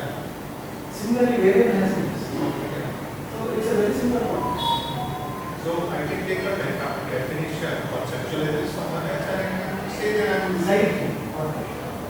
so this is the appropriate, which is appropriate for my study. I cannot like create a operationalized definition from my side. I can. Operational consciousness. I mean, conceptualization. Yeah. So operational, if I create it from my side, mixing both is not allowed. Mixing two definitions. Okay, that is that what I am trying to do. I can for my Operationalization is very how do you measure. yeah. So I can mix both and come up with my operation, which is relevant for my because I am making text for that. So the compliance for other countries are kind of different. You know, different in our context. I try to operationalize it. So no, almost.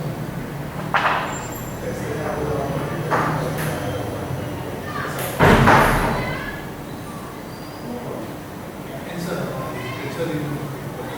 Initial basis last year. And I did a literature review with Freeport Protocol and TCM. But my mistake was I restricted to India level. And now, yeah, I was like new to it. My paper is ready, I sent it for one, but that's rejected because of the global context. Second, went for the review. In international paper only, not Android and one. But for review, I got comment for today. Now for sending my problem, it is 8,300. It's a 5,000. That's why I don't. These problems. These problems are the most important. How 3,000 words I will reduce? Now I'm looking at the Asian paper. So I cooperate with Asian countries. So for the Yeah, see, that is what we can always see. Globally, Asian things. Like Asian countries, India, they will come. down here was 61 paper taken for plus the same paper. So it extended to 8,000. Specific reasons of this things.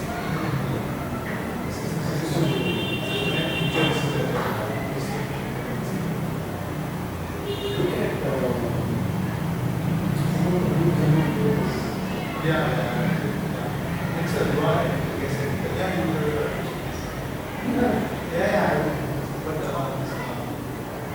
second thing is that my two queries are sorted out.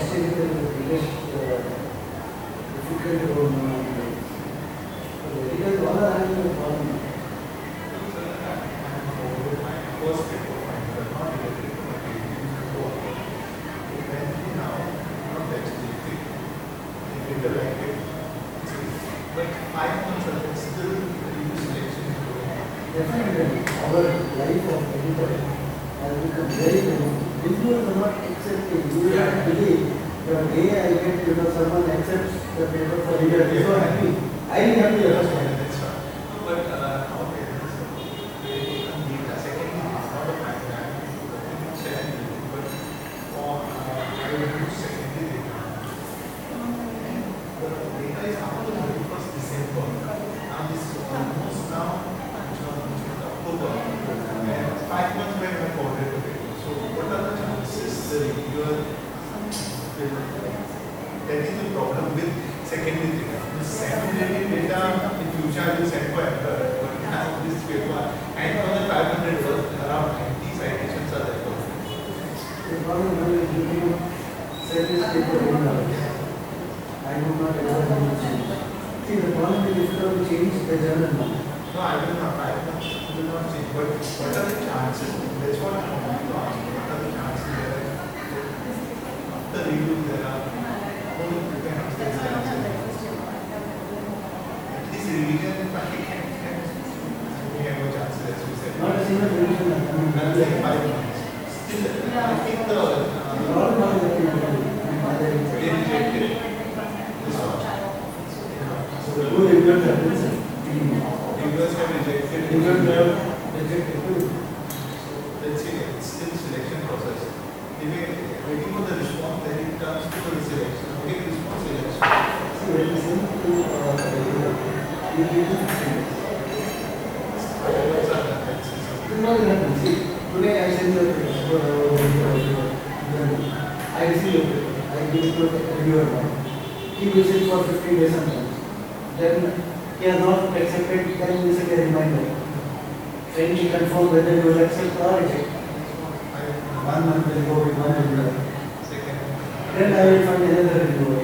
Then I will send it to another reviewer. I just want to finish one of my just very clear. Publishers told can you start one more new issue? I don't know when you finish your work. You should have completed by this. Analysis now, this is what and I See, there is no question of verify. We should not, there is no question of saying verify. Whatever tools are applicable,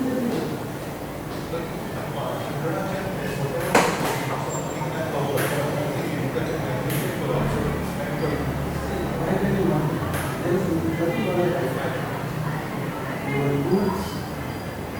whether they are relevant. That is what we want to know. Whether you use the spaces for ANOVA or whether you use Excel for ANOVA. It doesn't matter for your.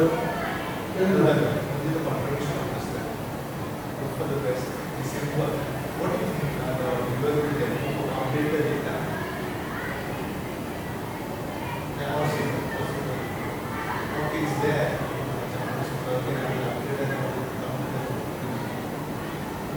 Interesting conversation during your interactions. Yeah. Thank you so much. Yeah.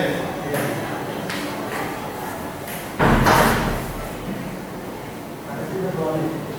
Thank you so much for your conceptual. I have ideas about this around smartphones.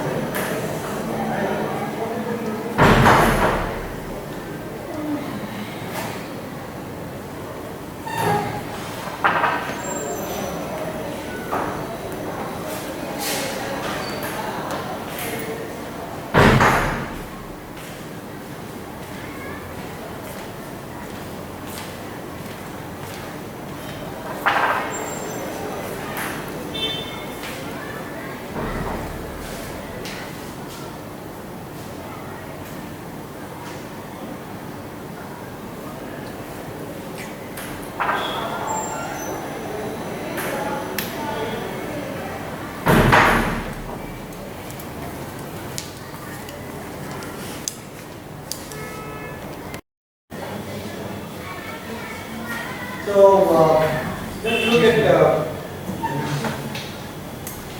empirical paper.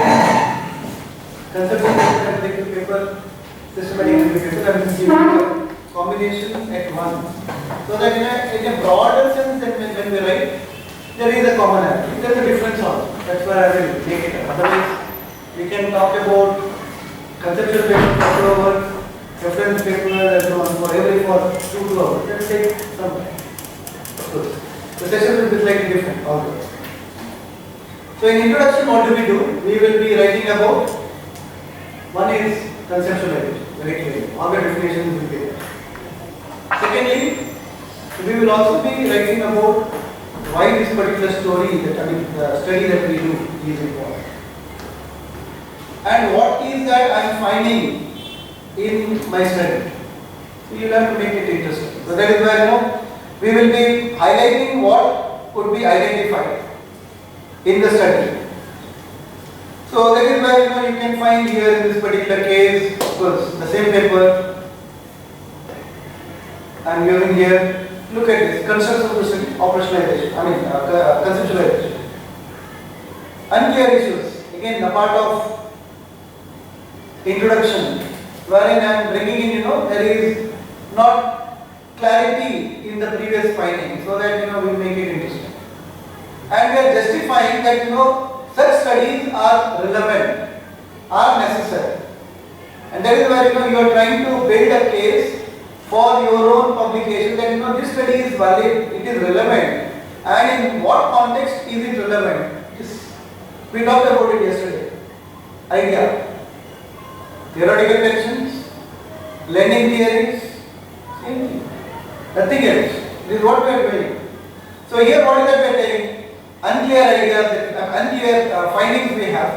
So now we are trying to find, and this is the idea that we have.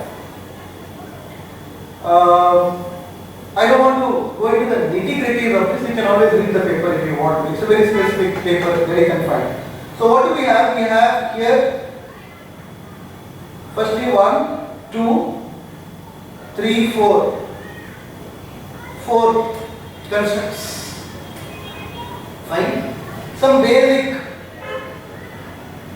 definitions which are relevant because this talks about service recovery systems. So you need to make aware what is service failure, what is service recovery, and so on. So if there are basic definitions that are required for those constructs, you can always include. Nothing wrong with that. Then we talked about previous studies, how, what, and so on. Summary table.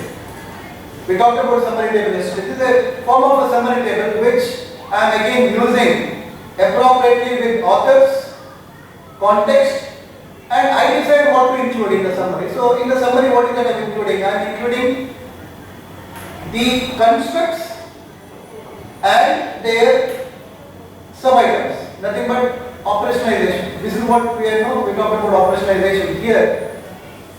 You are referring to how each of these constructs have been measured previously. It is not what and how you are measuring, that will come later. This you are saying how these constructs have been measured previously. Why? Because we are trying to bring in that particular gap. We are justifying this particular gap. Of course, this will be in the appendix of the paper because of the content and the tables are too vast. Unclear issues.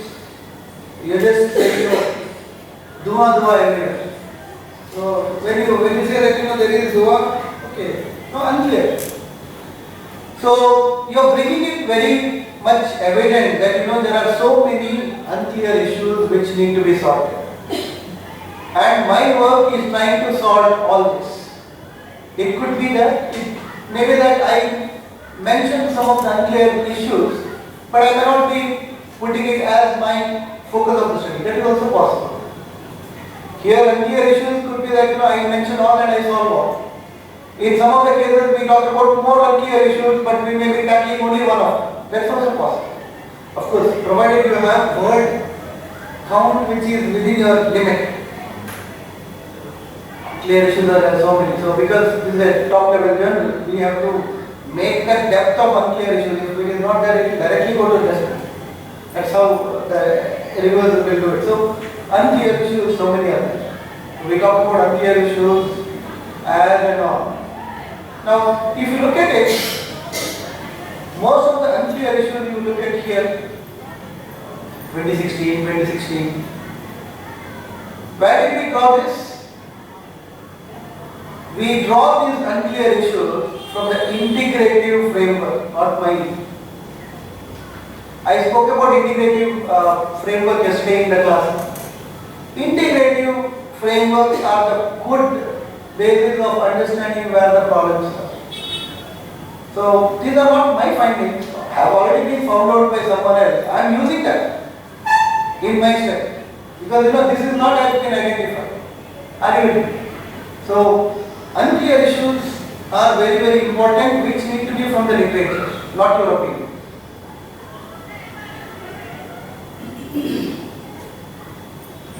And the moment we find some integrative frameworks and so on that happens, we monitor those research scholars, authors, because they will definitely do the extension of that particular work. So again, we look at the same author, 2019. We track him. We track the author because our work is always related, because he is also working in the same area, we are also working in the same area. So that is where we will have to look at those researchers who are working in the same areas. Okay, now Probably like we follow research. you can follow even in research scholars, you get a notification. I have cut down some of them now. You get a notification if you say that you don't want to follow them. The moment their papers are on Google Scholar, you will get in Google account. Easy way, it's the easiest way that we track them. It's like snooping. But it's the easiest way that we can do. Fine? So I have 4 constructs. Second, in case of the serial mediation, it's a very simple one, although not having moderation or the moderator thing. Yesterday we talked about both. 1, 2, 3, 4. And these are the ones, SRS, we talked about here. Service recovery system, service recovery performance, recovery satisfaction, service bias. 1. What are the variables? Second, what is the unit of analysis? Are all the variables at one level? If not, can we bring those variables to one level? We have. If you look at these variables, although there are 4, all of the 4 are not in one level. Look at the definition itself will tell us. First definition, look at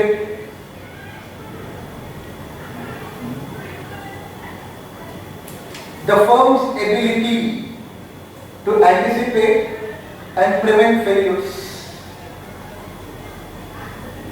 Which means this construct is at firm level. This construct is at firm level. Agreed? That is where we are interested in conceptualization. The firm's ability to anticipate and prevent failures, react effectively to recovery means maximizing the quality of the long-term client relationship and enhance the firm's organizational learning process so as to improve its future provision of services. Level is organization. Second, service recovery performance. The behaviors in which customer service employee who directly handles customer complaints engage to recover customer satisfaction and loyalty after service failure.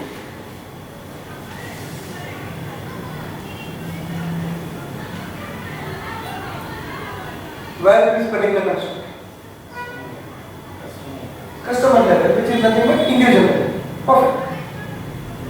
Now, variables, unit of analysis, which is here in the case individual level. Recovery satisfaction, degree to which customer is satisfied, which is service firms, transaction specifics, whatever. Again, where do we find this construct? Individual level. Service loyalty, individual. Are you getting it? See, from the definition itself, we can identify where the variables are. We should know the level of analysis. And that is where the starting is conceptualization, definition, unit of analysis. Am I clear? So here we have 4 variables, out of which one variable is at the firm level, other 3 variables are at individual level. What did I tell you yesterday? You can have research wherein at the max have your variables at 2 levels, because the software is not permitting beyond that.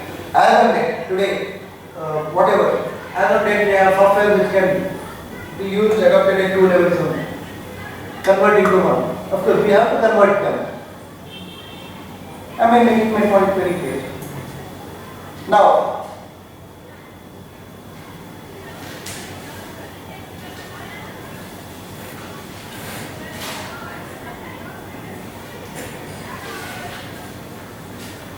we will be making use of theories.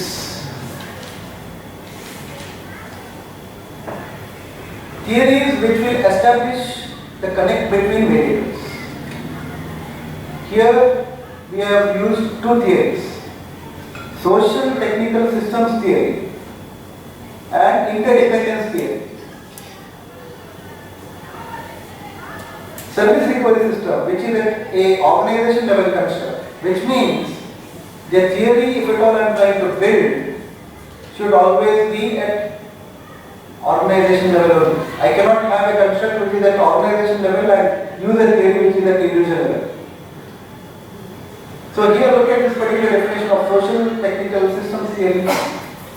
Effective service performance is a function of joint optimization of social and technical systems in such a way that when either of the systems is maximized at the expense of the other, it would result in suboptimal performance rather than maximal.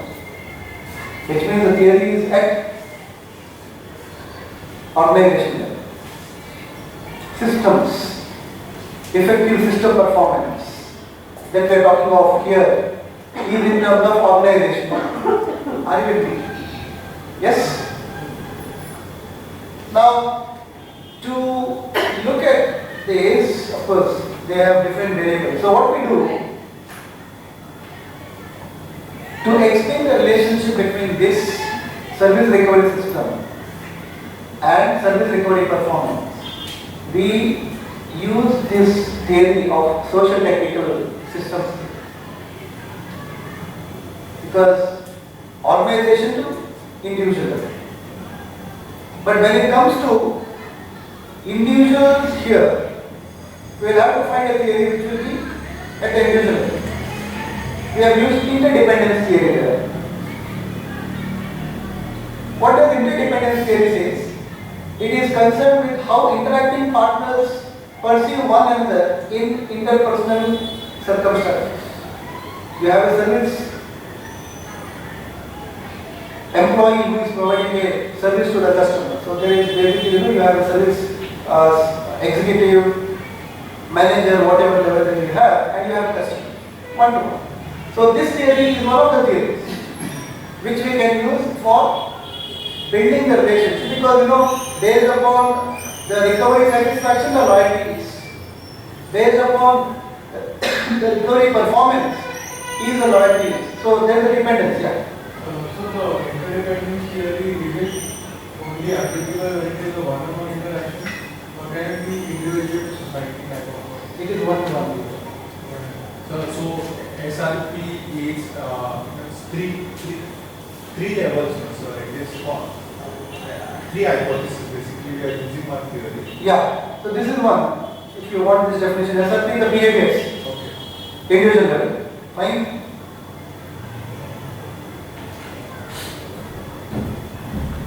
One construct. 2, 3, 4. Direct. Direct here, indirect. And again you have a direct, indirect. Intervening. Serial mediation. Serial mediation also we can explain with the social technical. Yes, because social technical theory will be from organization to individual, which is SRS to SRP and SRS to RS. And SRS to RS to SR also. SRP and RS to SL will be individual level, which is interdependent. Okay. Are you able to get me?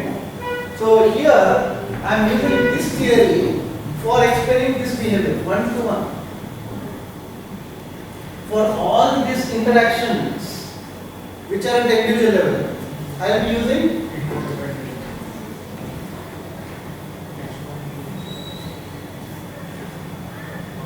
So H1A, B and C. yeah. Three relations. So H1A, B Yes. and C. Yes. First Three. Yes, definitely. Because this is individual. 1, 2 and 3. First year. Organization individual. Whereas here at the individual to individual, interdependent. Right? This is where we said, variables, unit of analysis, scale. Putting all together now. Are you with me? Are you able to understand me? All right.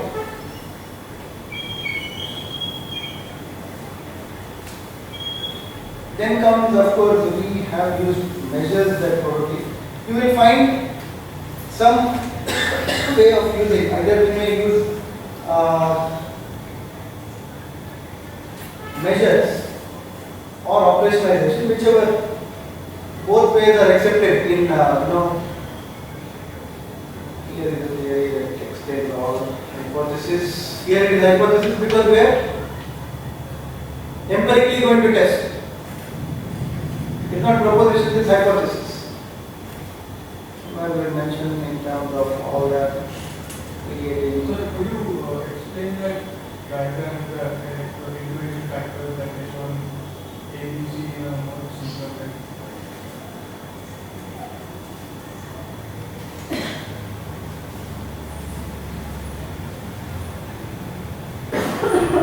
Yeah. And as in how can we, through an analogy, if I can better understand the.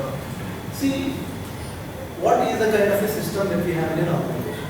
That is nothing but service recovery. When something fails, what is the mechanism of work in an organization? And here it says about two, social and technical.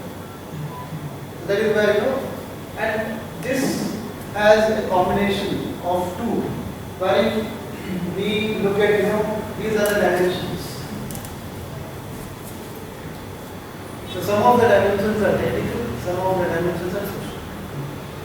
And again, it has to be completely in this level only. So it is not based on this. So we map, and it is map already. It is not that we identify. SRS, whenever they are used, SRS has normally been used with this theory only. We use interdependence theory along with SRS in a different context. So you're trying to explain Yes. the one-on-one and Yes. but so the indication of that H1 ABC, like what are they indicating? Are they indicating different individuals within the system? No. These are hypotheses. Hypotheses these are are- hypotheses. That take it from that. So I think hypothesis I have it here. Yeah. I will go to that. It is basic hypothesis.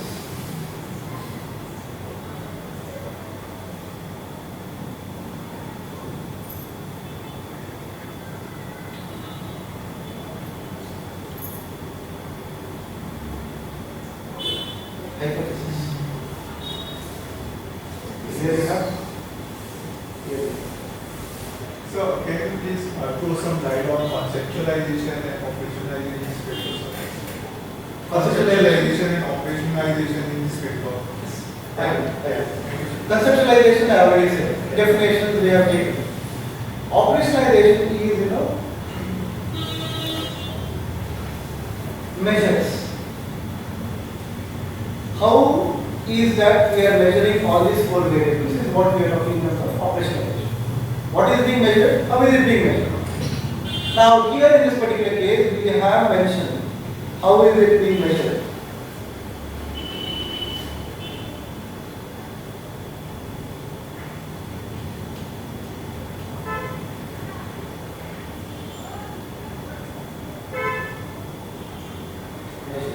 Measures. We have called it as measures. I want to also show you one more paper. Some of them do call it as operationalization. I have one paper here.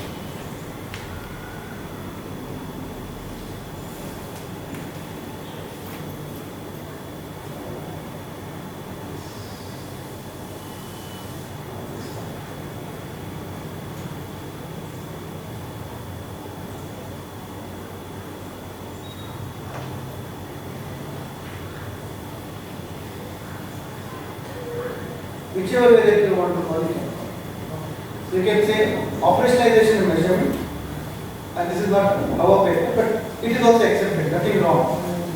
I mean, because of the word count and all, we try to either, one word is also still major for them.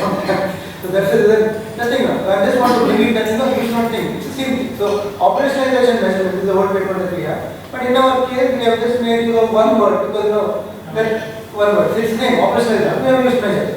So here in this case, when we have identified in this particular case, we have used what would be the measurements. 5-point Likert scale, and the model is that all the items of construct is given in table 2. How each one of them has been measured. So operationalization. How is that you are measuring those constructs? And the conceptualization is coming while stating the hypothesis that part. No, conceptualization is coming in terms of those variables in the introduction. Hypothesis variant we are trying to bring in is basically linking of those variables. Okay, so in introduction. I'll take one if you want that.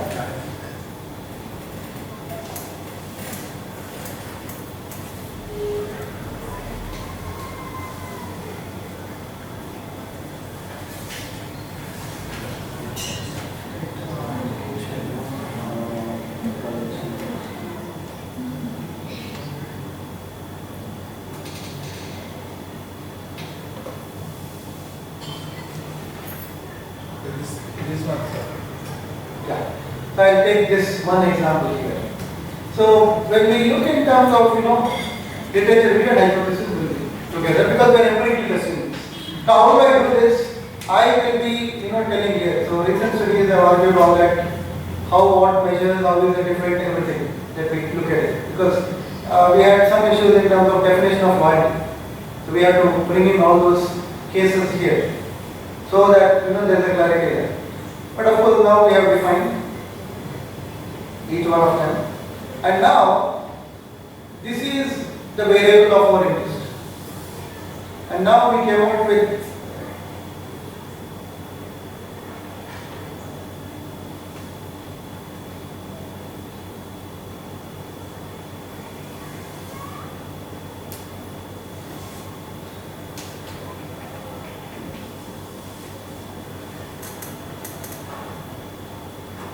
Now, in this case, if you look at it, you are using this is nothing but you are giving the complete definition of how that particular construct is being used, operationalization. He has defined it because that's what the variable is. He has also operationalized this using I think 7 dimensions and so on. So that's why you have this here. And we bring in some issues in terms of how, what and so on. Link it to the table. So you could see that conceptualization that we talked about in for all these variables in each of the tables. Now here in this particular case we have just mentioned it. Now is a case where we are bringing in the theory. We are bringing in the theory, and now we are connecting those variables using that particular theory and bringing out the previous studies. All that here,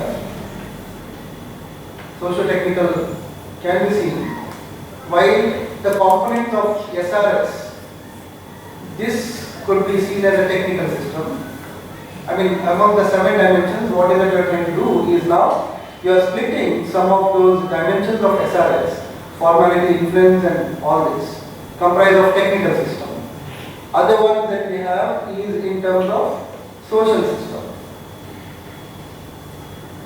Again, not your contribution, someone else. It is already available. So, why that you are saying it is what I am measuring is appropriate in the context, appropriate with the theory which I am doing. Now comes up the previous studies which you will have, because you will be making use of SRS with SRP. So you will be looking in terms of all those previous studies and how those associations have been. We are not saying our studies are the only ones. There are studies where we can see that SRS and SRP, this recovery satisfaction, they have already been measured. So we are trying to bring in those studies here. And however, in our case, we are bringing it at a bank branch level, and for which, based on the previous literature which has been found the association, we are also trying to say that SRS has a positive influence on SR. What is the, I am from social science and political science is my subject. Okay. So operationalization in this word, I am not. Not applicable for you. And yours will be purely qualitative. Quantitative also there Go for qualitative. Political science, all that, and I would be happy. You have good tools also. Go for qualitative, your research will be very good. So why are you becoming political? Because see, in your case, political and other things, basically, you are trying to bring in people's minds. And you can always do perceptive studies, but quantitative. Qualitative, I guess you will have more ways of looking at it. I'm not saying anything beyond that. I am saying why, because qualitative studies, if at all you can do it, because quantitative studies has its own limitations in your choice. Tools such as Qualitative studies, probably you could go for, one could be ethnography and so on. There you can use. NBO is there. NBO is there. No, that's not correct. What design approach could be qualitative, within that you could use, there are different approaches. I just mentioned one, I don't know if it's suitable also, you'll have to look at it. It could be case study also. So, that way you should explore to give a new dimension wherein your study is going to be novel.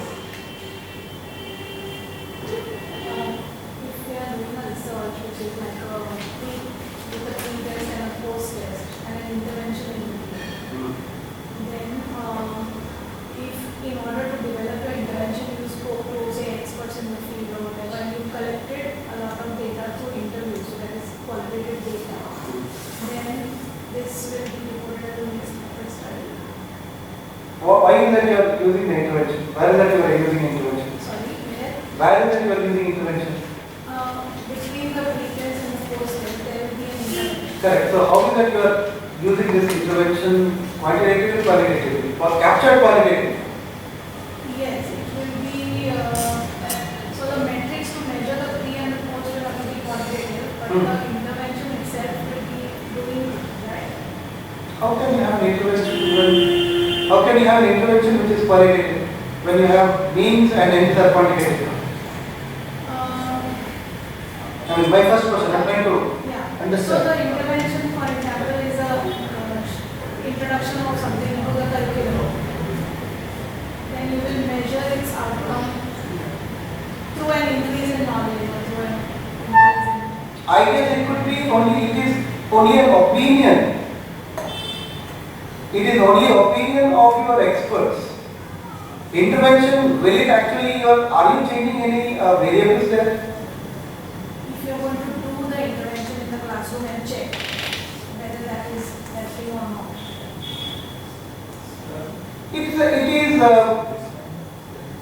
It's an experiment one, experiment two. I don't find it as a mixed method, my approach, if at all I would look at it. So what would the opinions, when you interview experts and all, how would you report those? You are bringing in a change of variables from those experts.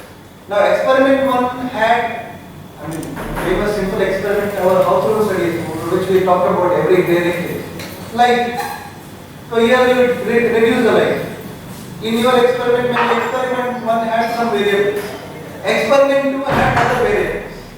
Say for example, advertisements. Suppose if you are giving, in one case you ask them to record. Second experiment could be, you are giving them some magazines or television ads. Now what? And why did you come with that intervention? If at all someone asks you the question, expert opinions. So based on the expert opinion, what could be the intervention that we could add could be expert opinions opinion. But still it is not mixed method, it is only quantitative because it's experimentation. Experiment 2 has been modified from experiment 1 based on the expertise interaction, interaction with experts. So the interaction that you had with them in developing, it would come as part of your results or as part of your method? It is coming as a part of your method because you came out with a new experiment based on the opinion of experts. You are altering. Suppose I have a light now, I will create a noise. I have a huge loud music now and look at listening receptiveness. You are changing the conditions now. So in social science research, it is not such a small thing that they have talked about multiple things, 5 or 8 changes that need to be done, for example. Then where would you summarize that? It means after taking all those qualitative interviews, would they have any? Are you bringing in all those changes in one experiment or are you bringing in changes in different? So it's an experiment only. I look at only experiment. Now, in sciences, probably the dosage that we give 10 mg, 15 mg, 20 mg, whatever. I can give. Will I have an intervention with one dosage or will I give 2 inputs? I will give chemical X, chemical Y. It's similar to that only. You are using sound maybe by with the loud music, as well as I will also have a noise created by people shouting. You are changing the context, which is intervention. And how did you get this intervention? Intervention is brought either through literature or it could be by the experts. So it is not mixed. Yeah. So could you give an example of case studies like you mentioned in qualitative, like how could we use it? Qualitative, not yet. Okay. I can give you sources, papers if you want to, but I have not done qualitative much except I just mentioned we started with focus studies, we created some concepts which, are now working on. I think case study as a tool would be you're taking one incident and you're investigating it. It could be one incident, it could be one organization, it could be one department. Or it could be similar incidents and then you're investigating similarities in all of them. Yes, obviously. But limited number. That's it. Okay. So not a large sample size, like a smaller one. Because we have inclusion exclusion very clearly. Correct. Case. So then it will become too complicated. So that's the reason we make it as case. Okay. Even in, you can create scenarios. So scenarios are created. So cases. I don't know, in your case of legal also, you could do a quantitative through scenarios. No, but we do obviously use case studies to Yeah. support our arguments. So it is, I think it would be insensible. No? Okay. I'm still trying to figure out what falls under the business. Because, see, when you talk about mixed, it is at a much higher level. I mean, I have found a good book now, trying to understand, but my understanding has been right now, as far as I understand. So that's why I can answer your question, but still, I'm not in a position how and what. Maybe at some point in time I'll answer, but not today. Alright, so are we done with this? Is fine? Alright, so measures.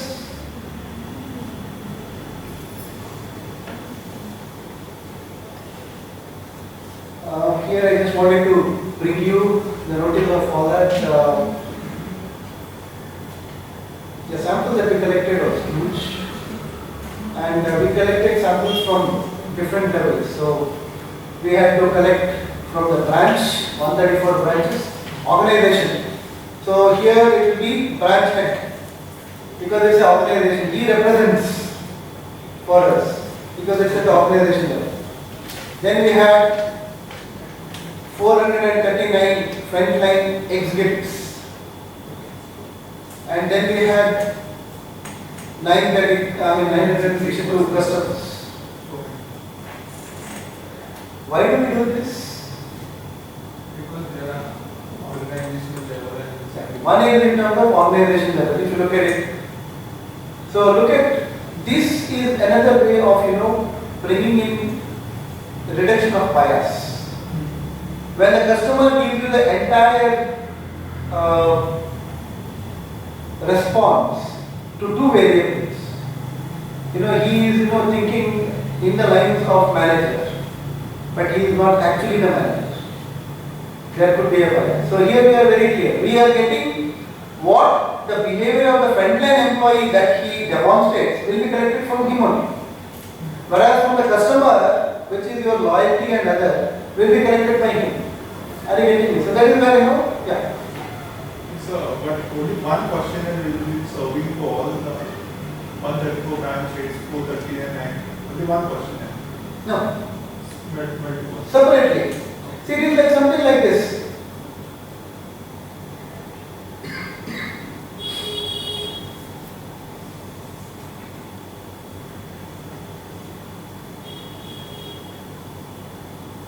I have a table here. Makes it easy.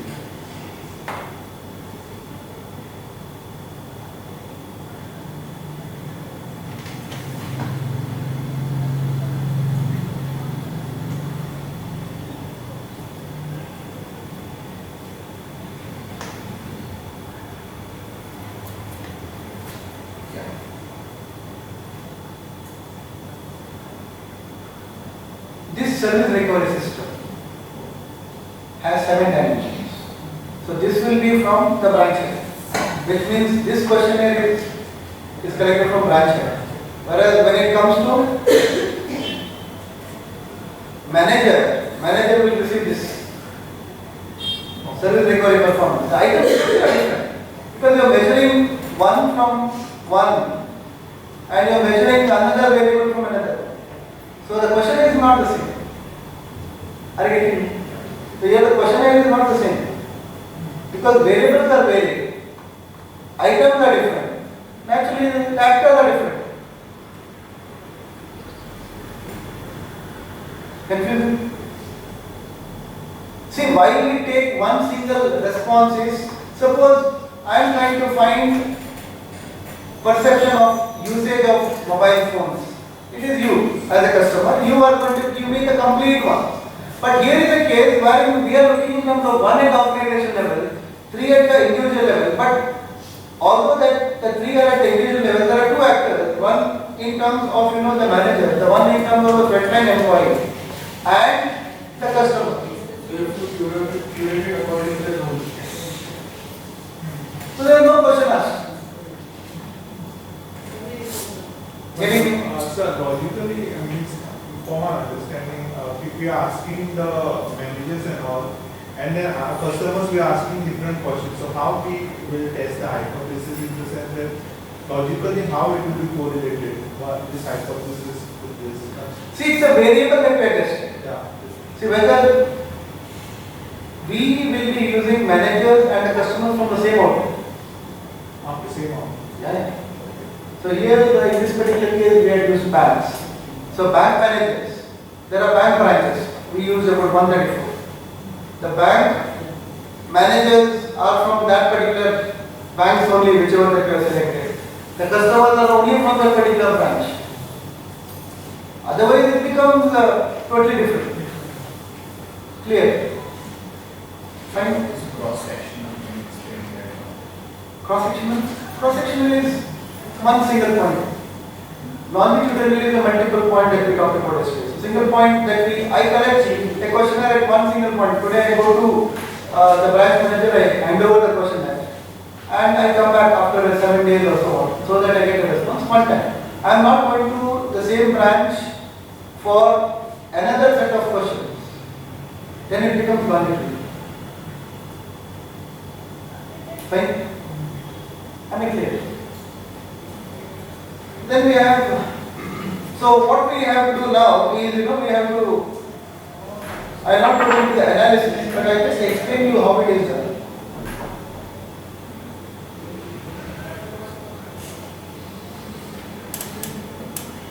Otherwise, it becomes more of quantitative, which is not my focus today.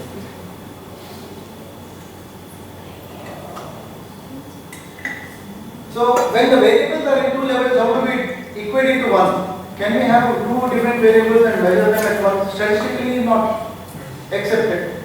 So, what is that we have to do?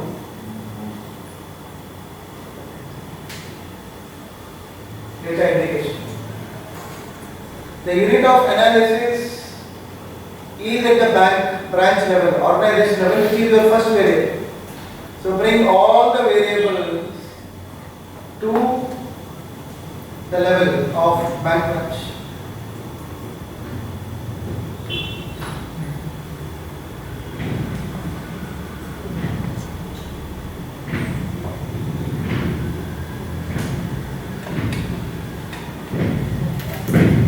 So here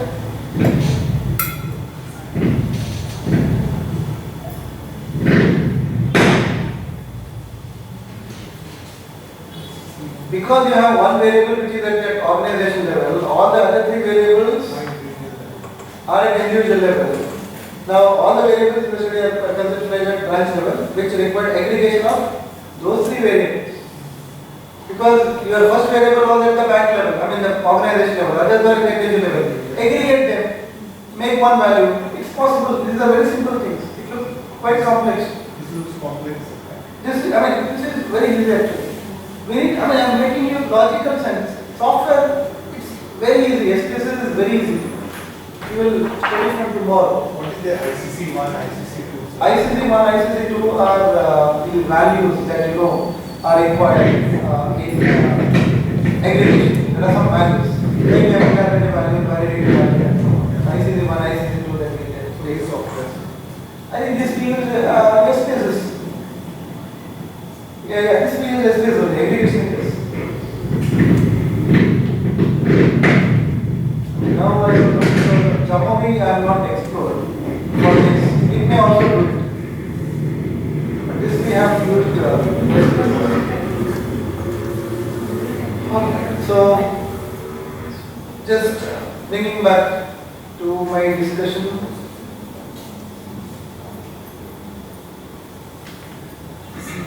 I'm not going to the findings, results and analysis. I will just talk about writing. These are guidelines which are given, numericals, numbers and so on. Let me not talk about it. Writing a manuscript, yes, this is what I would want to discuss.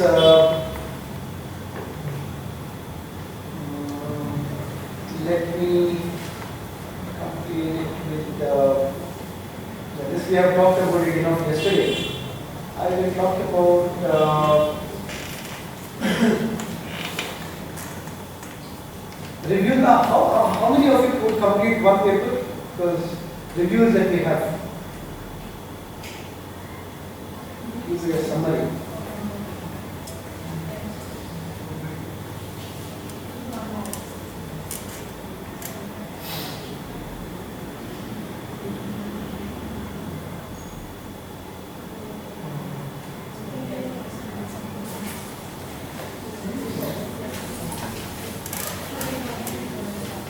Now every paper has a structure which is titled abstract, introduction, body.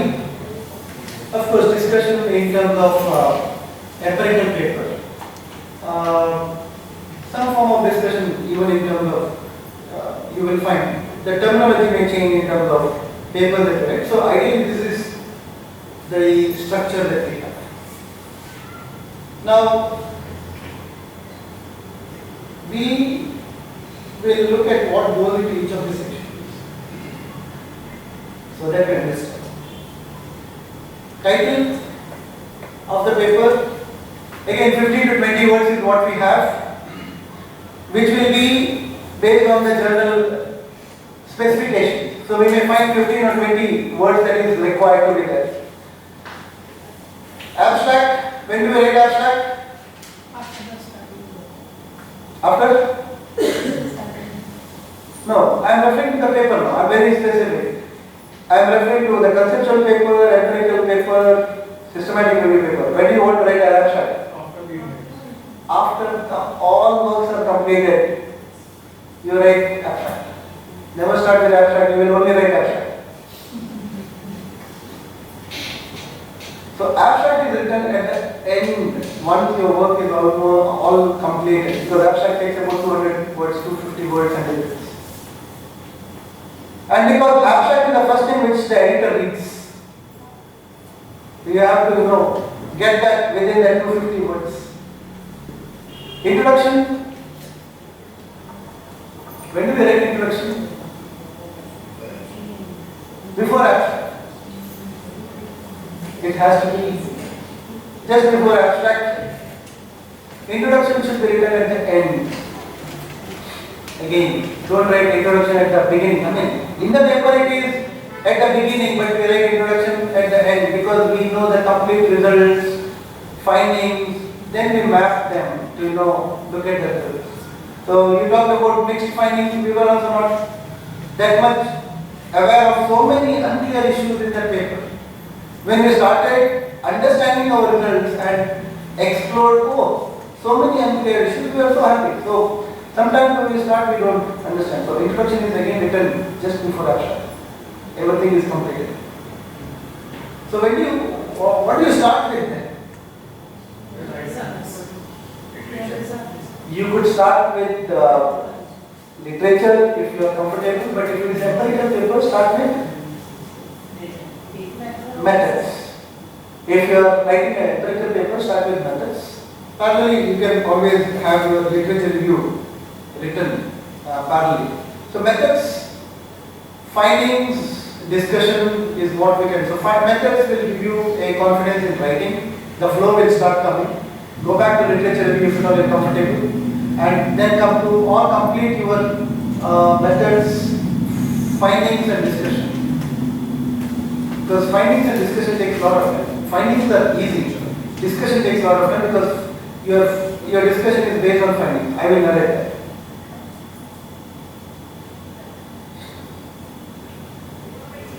Introduction, foundation of the research papers. Readers read it first. So the purpose of the introduction is, there has to be a link between introduction and the discussion. So this is very, very important. That's the reason we write introduction last. Now that we have written discussion and conclusion, then we write introduction. It maps it matches. Because I have written my discussion and conclusion and then I write my introduction. That is where it will happen. So, I'm just giving you a gist. I mean, we can discuss in depth.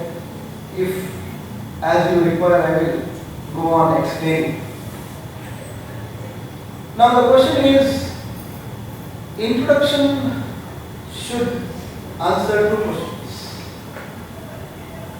Why was this study needed to fill in the gap?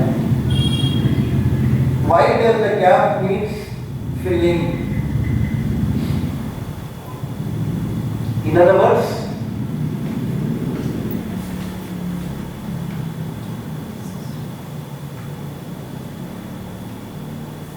so what? In terms of research which we talked about.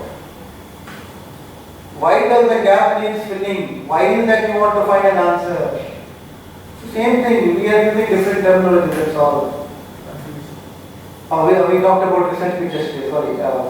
We have a document which we use. So in that particular context, we call it as a particular section wherein so what? So I am relating to that. So this that you have answered is important here. So why is the study needed to fill in the gap? Motivation. Motivation, we talked about puzzle and so on, the background that we talked about. Same thing. So identify the knowledge gaps that exist, explain why it is need to be filled, summarize how your present study attempts to fill the gap. You look at that paper that we talked about, unclear issues, why that we are interested in giving that paper that we have. So here is a case where we will try to identify. Fine. So when you are reading the paper next time, look at what and how they have explained these questions. I want you to understand not only the paper, but how they are drafting it. Every paper, whichever domain that we have, will answer the same thing. It's the same thing. Ideally, we find the same thing in the paper, but depending upon the context, they will vary. So, am I clear? Introduction? So, identify the knowledge gaps, explain why it is needed, summarize how your present study attempts to fill that gap. So, that is where you are writing. So, what does it consist of? I am just giving the summarize. I will hand over this. This is like a checklist for you, which you can easily identify. So, background information about research topic, rationale for understanding this study, terms, definitions, abbreviations, you find it everything every time, preliminary work or closely related papers, anything, depending upon your systematic review, whatever review, you will find a very clear things in introduction. Review of pertinent literature if necessary, under the introduction that we find. So,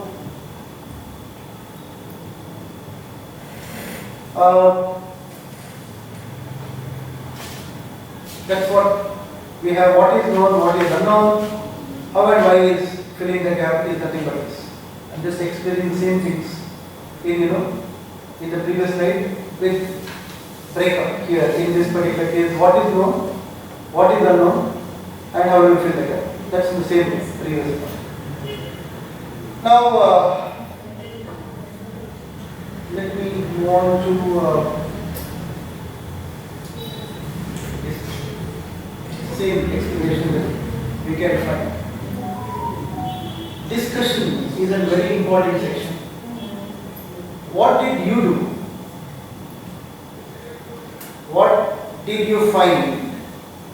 What it means? You can answer these questions. So what did you do? You are trying to identify an answer for the puzzle. Discussion. Connect with introduction. Now you are connecting this with introduction wherein you are trying to bring in this particular link to introduction now. So what did you find? Your findings. But here we are not talking in terms of findings, in terms of statistical things. We would want to look at the significant findings, the relationships, excluding all those statistical things. We would not want them to be explained here. Discussion is more in terms of the variables, the theory background that we have and the interlinkages by using the theory. Are you with me? Strengths and limitations that you have, maybe in some of the cases the last part of the discussion will be a recommendation for future study. Some paper will have future study as a separate. So I am just giving you a gist of this. Any paper that you have read, you would have found out. So in the discussion, a paragraph or two or a sentence or two as to what did you do. The discussion will always start with this. What is that you have done? Ideally, if at all you can write a paragraph, it will be reiterating to the reader that he is not lost.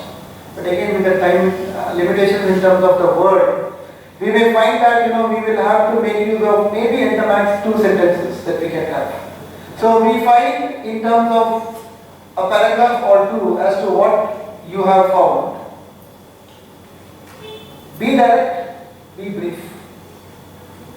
Not using too many words. Directly, this is what I am intending to find out, this is what I have found.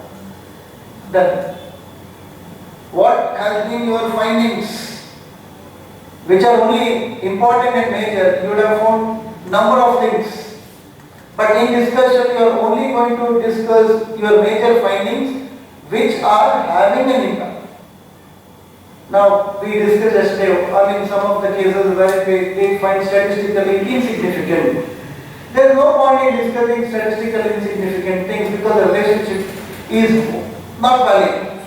So, I am not going to discuss those things at all, which means I am segregating what is important, what is not important. Just giving an example. So, even in case you would have identified lot of things, what has been your major? So, that is where you would want. What does it mean in the discussion? Interpret your findings. Why are your findings important? This is most important. See, I have found this, fine, but you should be in a position to link your findings with the previous research. I have found this which is similar to this study. I have found this which is inconsistent to the previous study, is what you have to write here. So this is where you will link your findings to previous studies, emphasizing the novelty in terms of new ideas, new evidence, new theories that probably you are bringing in because of new findings. And that is why discussion is something which your editors are going to look at. Are you with me? So this is a case where discussion would be the case. There are different ways of writing. Depends upon again the journal. So some of them may find major findings in one paragraph. Some of them may say findings in every paragraph. So the kind of ways that we use, but comparison of previous findings is very important. If your discussion does not bring in the previous findings and relate how your study is either similar or different, the discussion is important. I can show you some of the discussions and probably we will relate to that. I talked about introduction, probably we will also look in terms of the discussion section. Study significance, contribution and so on. Lastly, in terms of implications, this is again a section that we can find in paper. Now, impact of your findings probably to policymakers. In other words, we talked about it, could be in terms of contributions. open doors. Same things. It's the same thing that as you understand research, you say, I mean, these are the only few things that we have. We have given so many names and we are confusing the scholars. So, in this particular case, probably we will try to bring in those papers and then probably take. So, what do we find in the discussion? I think here we combined it together. This was a different way of writing. Yeah.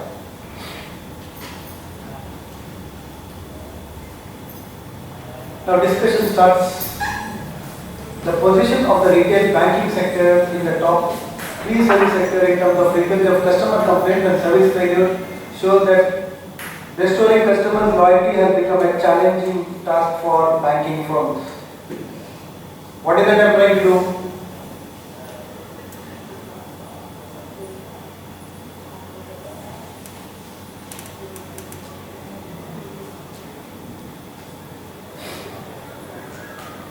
A sentence of what your study is all about. What did you do? So, you are trying to do what?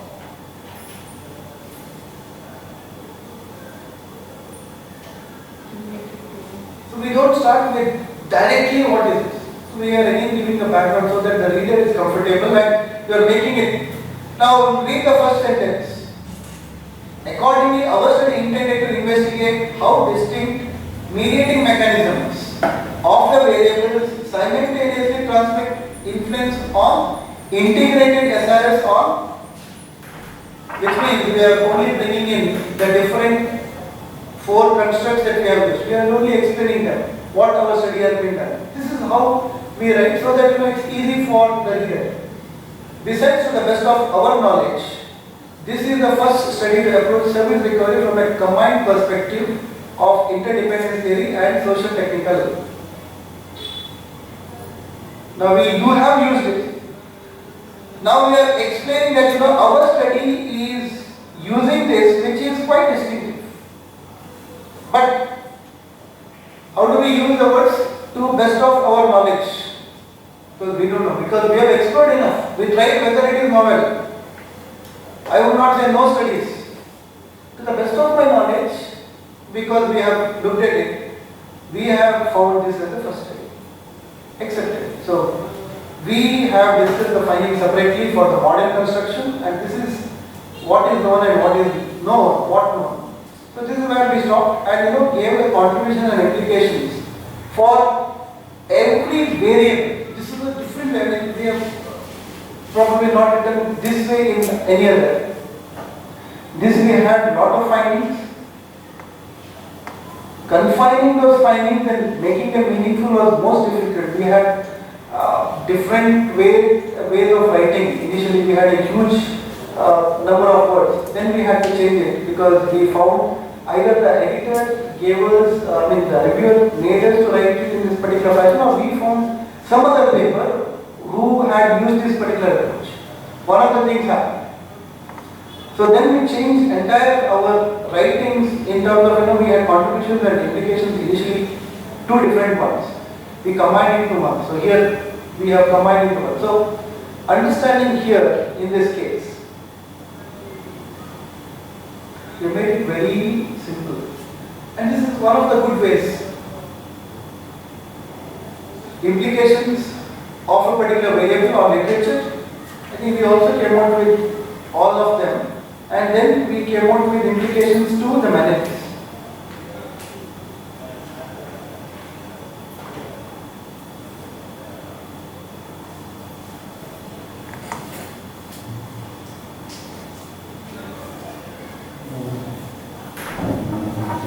We have somewhere there.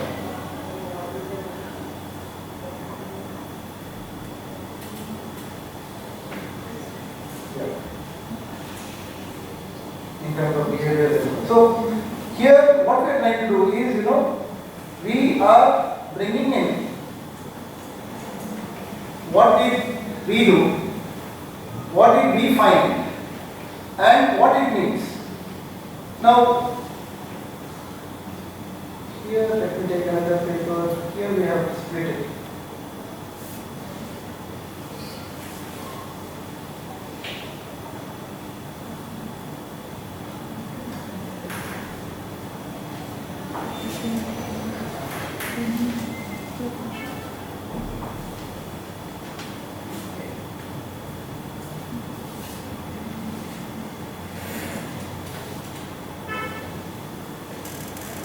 Give you one example so that your discussion, that paper has discussion and implications combined. It's quite difficult. We'll also have a tough time.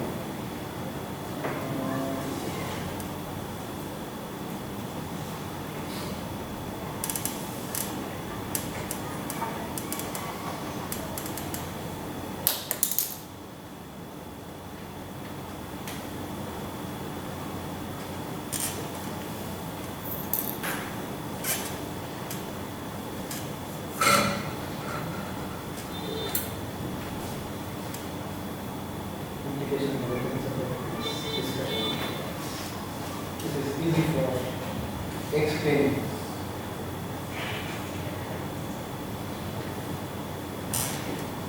Now look at this discussion. This research has three objectives. So what do we like to have? So we make an explanation here. Then this study has resulted in several findings.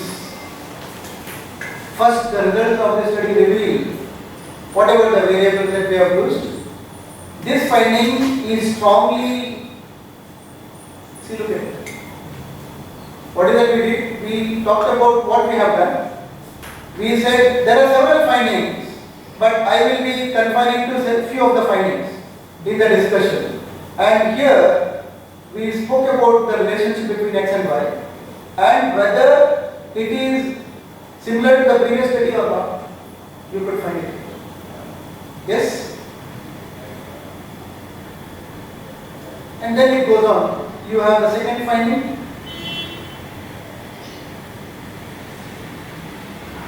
Of course, the variables. We never talk about any of the statistical things here. In discussion, we will never talk about statistics once. It is only the relationship between the variables, whether it is similar to the previous study or different from the previous study. Fine? This is what we do. I just mentioned. Implications. We have written it separately. The problem is that paper we have to write it combined. That becomes quite difficult unless you understand the context. So implications. The findings of this present study, we made out one more analysis there and then came out with which of the ones are major, but that's good way, but that's a different way of handling. So implications are basically in terms of, you will be either dealing it to the literature or it could be in terms of management. So whichever that we can find.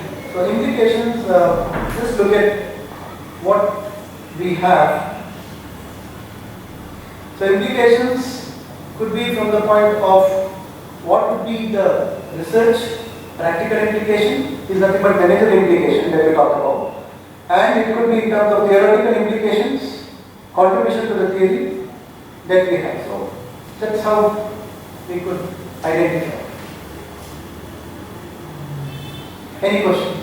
Of course, too much summarized I had to do because all the three papers at one go in one. But at least you have a framework to understand now what is available in each of the sections. So that is what was my idea, that rather than taking specifics in terms of conceptual, empirical and systematic, which itself can be a detail. Any questions that we understand, and then I'll quickly go through the review, because review, how to answer reviewers' comments. It doesn't necessarily need to have practical and theoretical implication. It can be either. Yes, it could be, or it could be both. Or sometimes the theory is Possible. Agree.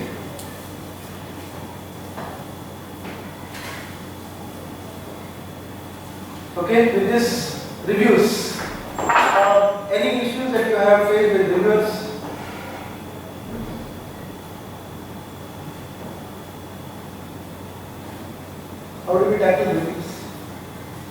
find it once you start sending papers to the journal. Made few comments. Let me just share that with you. Again, which is important, which we learn from our own experience. How to handle reviewers and reviewer comments. Publication process already explained, you are all aware about what major, minor and so on. So that's different forms of review. That's same. Manuscript, the table journal, the one that I showed you earlier, it was a simplified one. This is again the same process in a different form. It's the same process. Let's say a scholar or someone sends the paper to the journal, places it to the reviewer, and so on, with a more beautiful manner. That's all. The structure remains same. So I'm just keeping single review, open review, double review. We talked about different reviews. So I think this also let me just go to yes. As the author, these are the issues. I will talk about this. No, but nothing. Okay.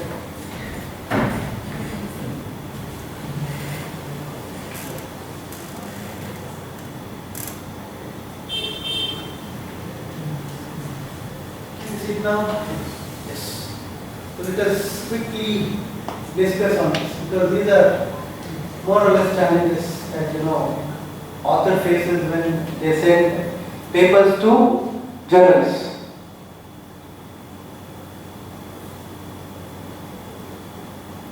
Any of these has been faced by you, I can take that on priority. Then of course I will take it one by one.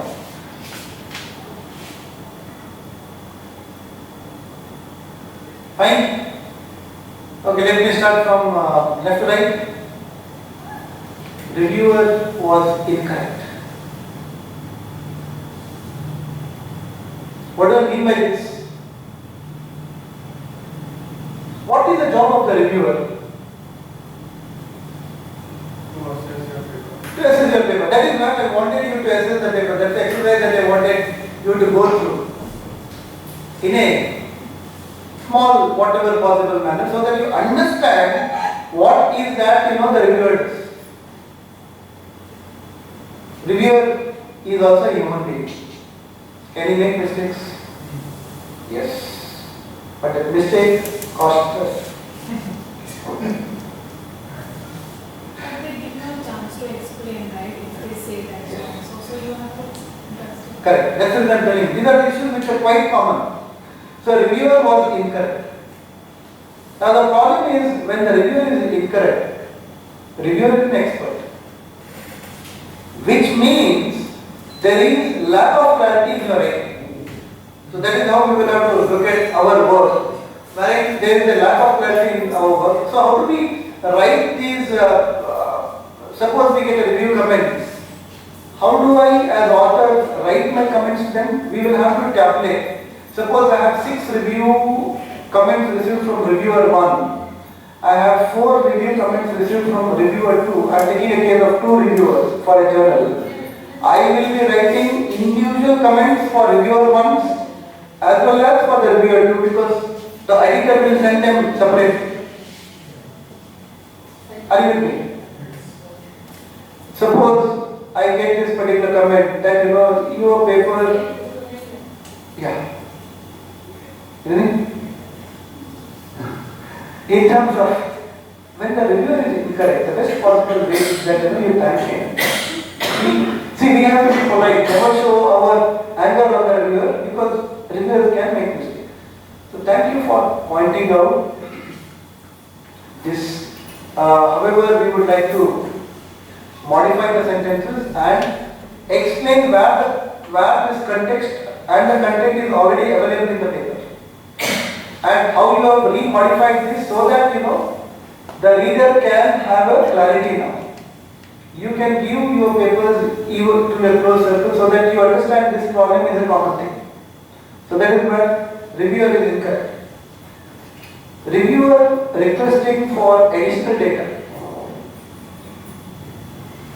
How do we manage this? Reviewer is saying that you have to provide additional data.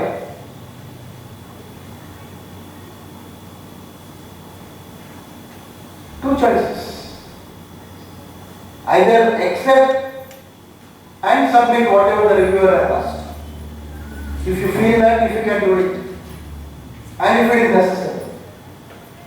If you find that the reviewer has asked for additional data, but it is not the kind of data that is actually required, because you already have done the data, you are also an expert.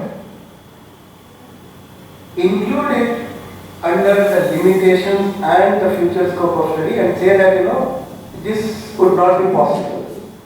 And thank you for bringing this to the notice of us. We have now included it in our limitations and scope of future study. Beautifully we have to write it. I mean this is how we are. I am telling you, this is how it looks so easy, but these are scenarios that happens when you start sending the paper, it gets rejected, it gets accepted, part of our life. Then reviewer is rude. This is something which can happen. I have not faced this scenario. I have faced reviewer was incorrect, reviewer has rejected my paper wherein he didn't even knew what I was writing. That has happened. I had to tackle that. But he rejected the paper, so I couldn't do anything. I have sent it to the next paper. Again, coming back to that, do we have that here? Reviewer is incorrect and he rejected. See, in case reviewer is incorrect and he has rejected the paper, don't fight. You can write a letter to the editor that the reviewer has missed. This, in one of my contexts it happened and I requested the editor. Of course, as the editor I also know what he goes through. Because we finally will be at the mercy of the reviewers. Because that's a process. I have read the paper as an editor, I do it. Reviewer also has read the paper. I have considered him as a reviewer, as an expert, so I will go by his words. So the reviewer, the editor offered me to give my paper to one more reviewer. That can happen. But I knew that review is going to be not in my favor. Rather than waiting for months, I said thank you. I sent it to another journal. Because ideally, if at all the reviewer is giving that particular things in my favor, automatically the doubts are on the editor and that particular journal. The reviews are not appropriate. So there would be some issues. Reviewer is rude. When the reviewer is rude, what can we do?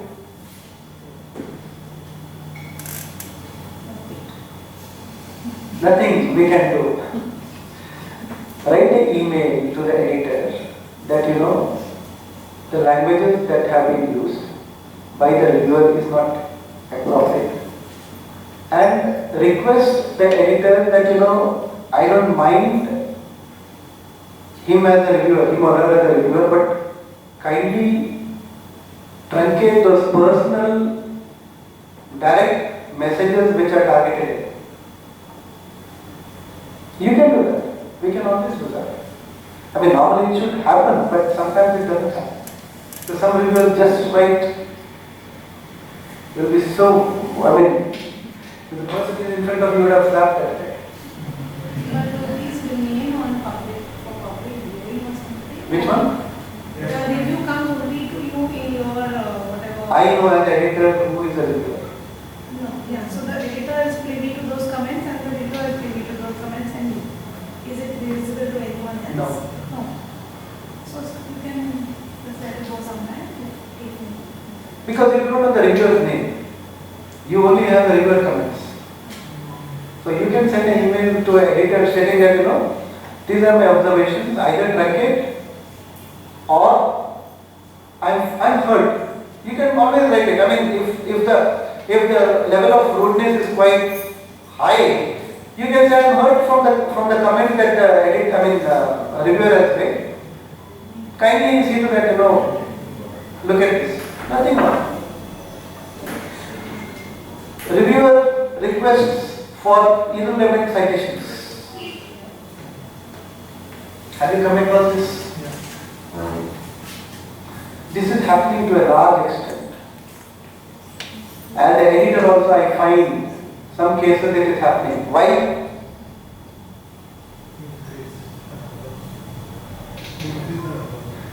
Unfortunately, unethical, I have no words that are being used. Some reviewers are doing a perfect right job wherein they are asking relevant citations to be added. Sometimes it becomes irrelevant citations. Now, when a reviewer is giving a list of papers, go through each of them. You have to do it. There is no question of that. Because tomorrow, if you don't do it, editor is going to do that. That's a big role and responsibility that they have. If you find it is irrelevant, you can write to the editor that, these are the citations which have been asked for me to add, I find irrelevant. You can write it to the reviewer himself or herself that, thanks for this particular additional citation that you have asked for, but I disagree to add them reasons, 1, 2, 3. We can do that. When I get such requests from reviewers, I send an email or in general, editors send an email too. I make it a point, I write in one line, if you find the citations relevant, only add. Because I have found in a couple of cases which I cannot also go, that's quite dirty. I've seen that because I cannot shout at my reviewer.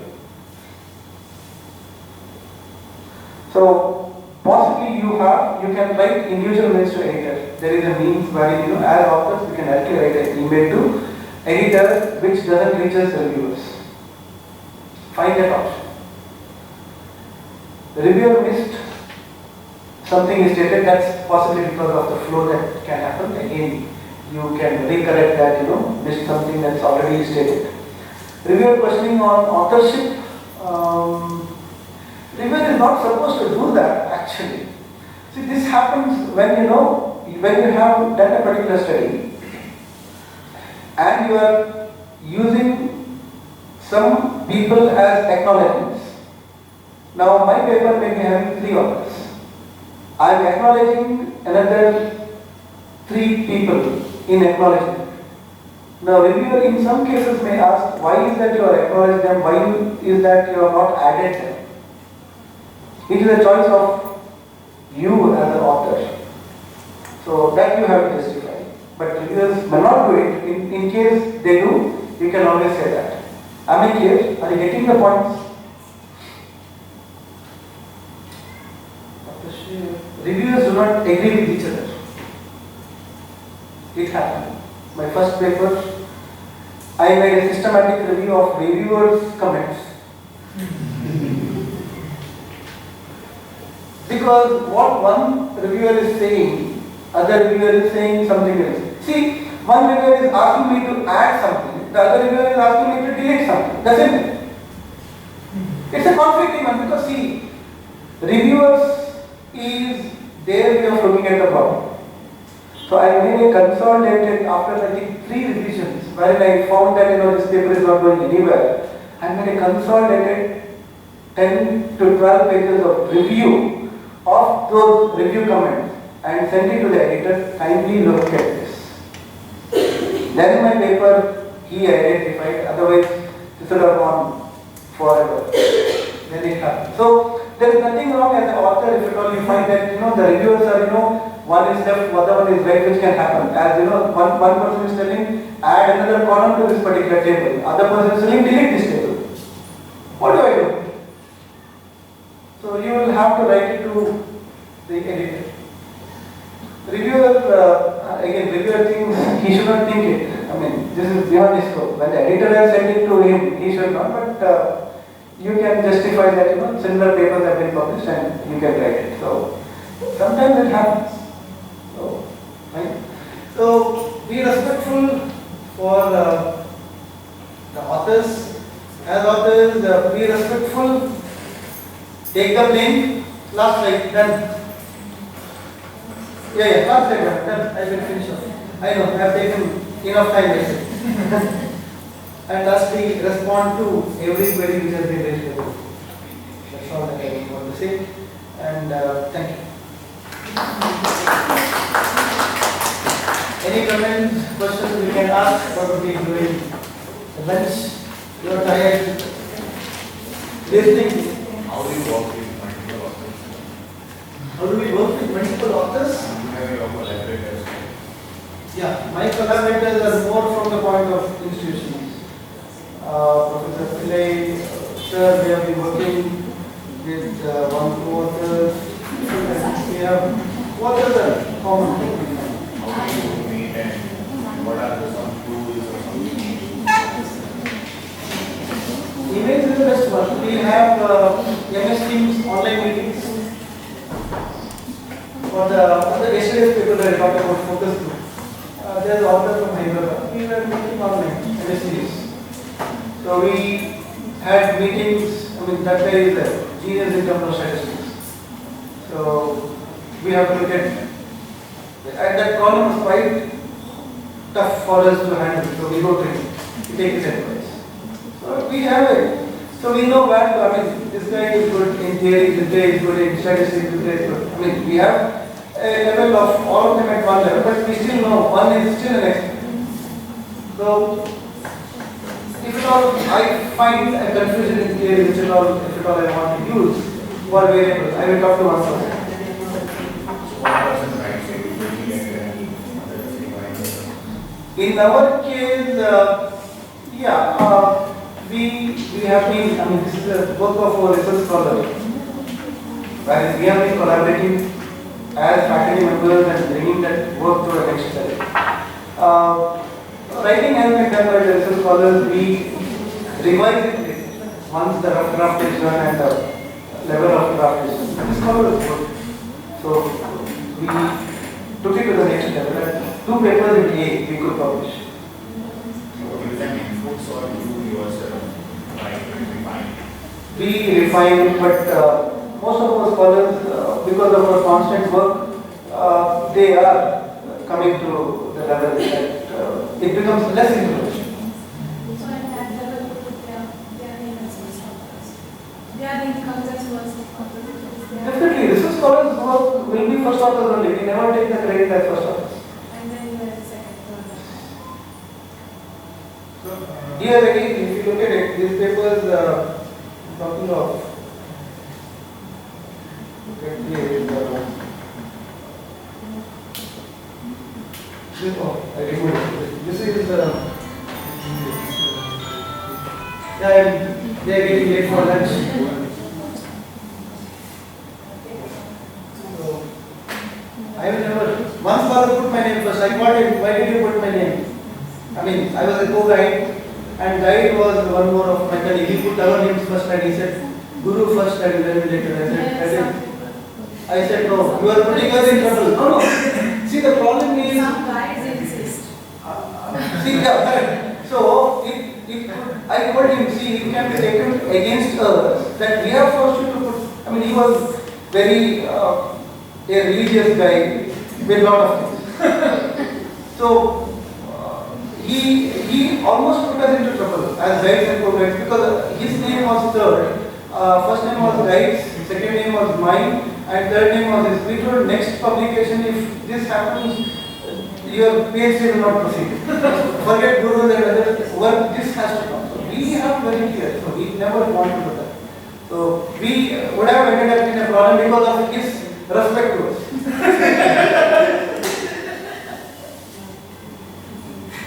So this paper, this is from a MBA work. That this is not this one. This is from the other one. so these are very good publications. Yeah, she was my scholar in MBA. Then she came back to me for PhD. That's the it was easy for me to, and she was a gold medalist. So tell her she will come back with work done. Yeah, anything else? The way to discuss. All right, thank you. I have. extended your duration of lectures.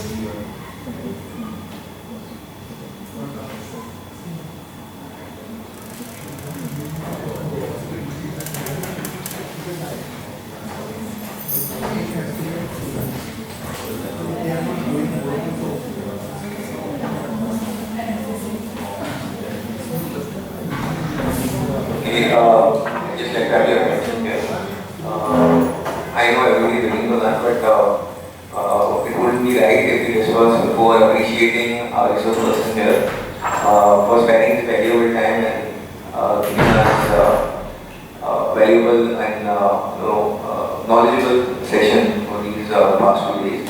So yes, I just like you all give a round of applause to our resource. On behalf of our institute, on behalf of the organizing committee, I'd like to thank Professor Yogesh Parekh for sparing his valuable time and coming all the way from Ooty to join us for this session. Thank you so much, sir. Yes, with that, I'd like to end this and we can proceed to lunch. Thank you. Can we share something? Yeah, definitely. So, when sir started the session, saying that you can interrupt us anytime. And we have interrupted you multiple times. And all the queries I think are very much resolved. I am in the third year of PhD. Probably if I was attending your session in the first year, I would have helped me out. Maybe I would have the others were interested. But so my honest opinion is that I learned many things. Like yesterday I was not there, but today got to learn many things, especially the theory, like first the organizational level to individual level. I have not learned this anywhere else. So thank you so much for highlighting that and giving your knowledge. These are important things which when we look at global, people look at very simple things. These are very simple things. I can give you a checklist of 10 things. If you take care of this, your papers will be global. Thank you so much. Thank you. Yes. Thank you. Anything else? Alright. Thank you all. Can you send me for photos, sir? Oh yeah, definitely. Definitely, I have. Normally I have. Or materials platform.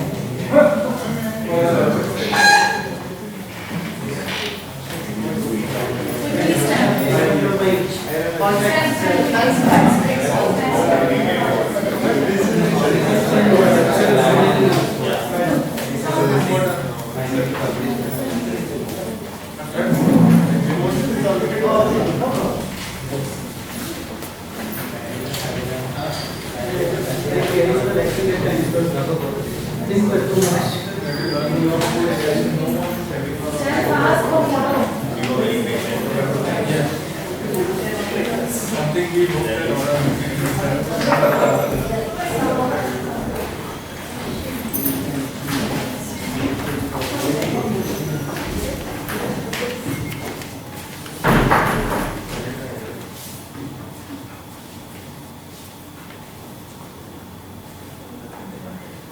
Yeah, geotech. That is required for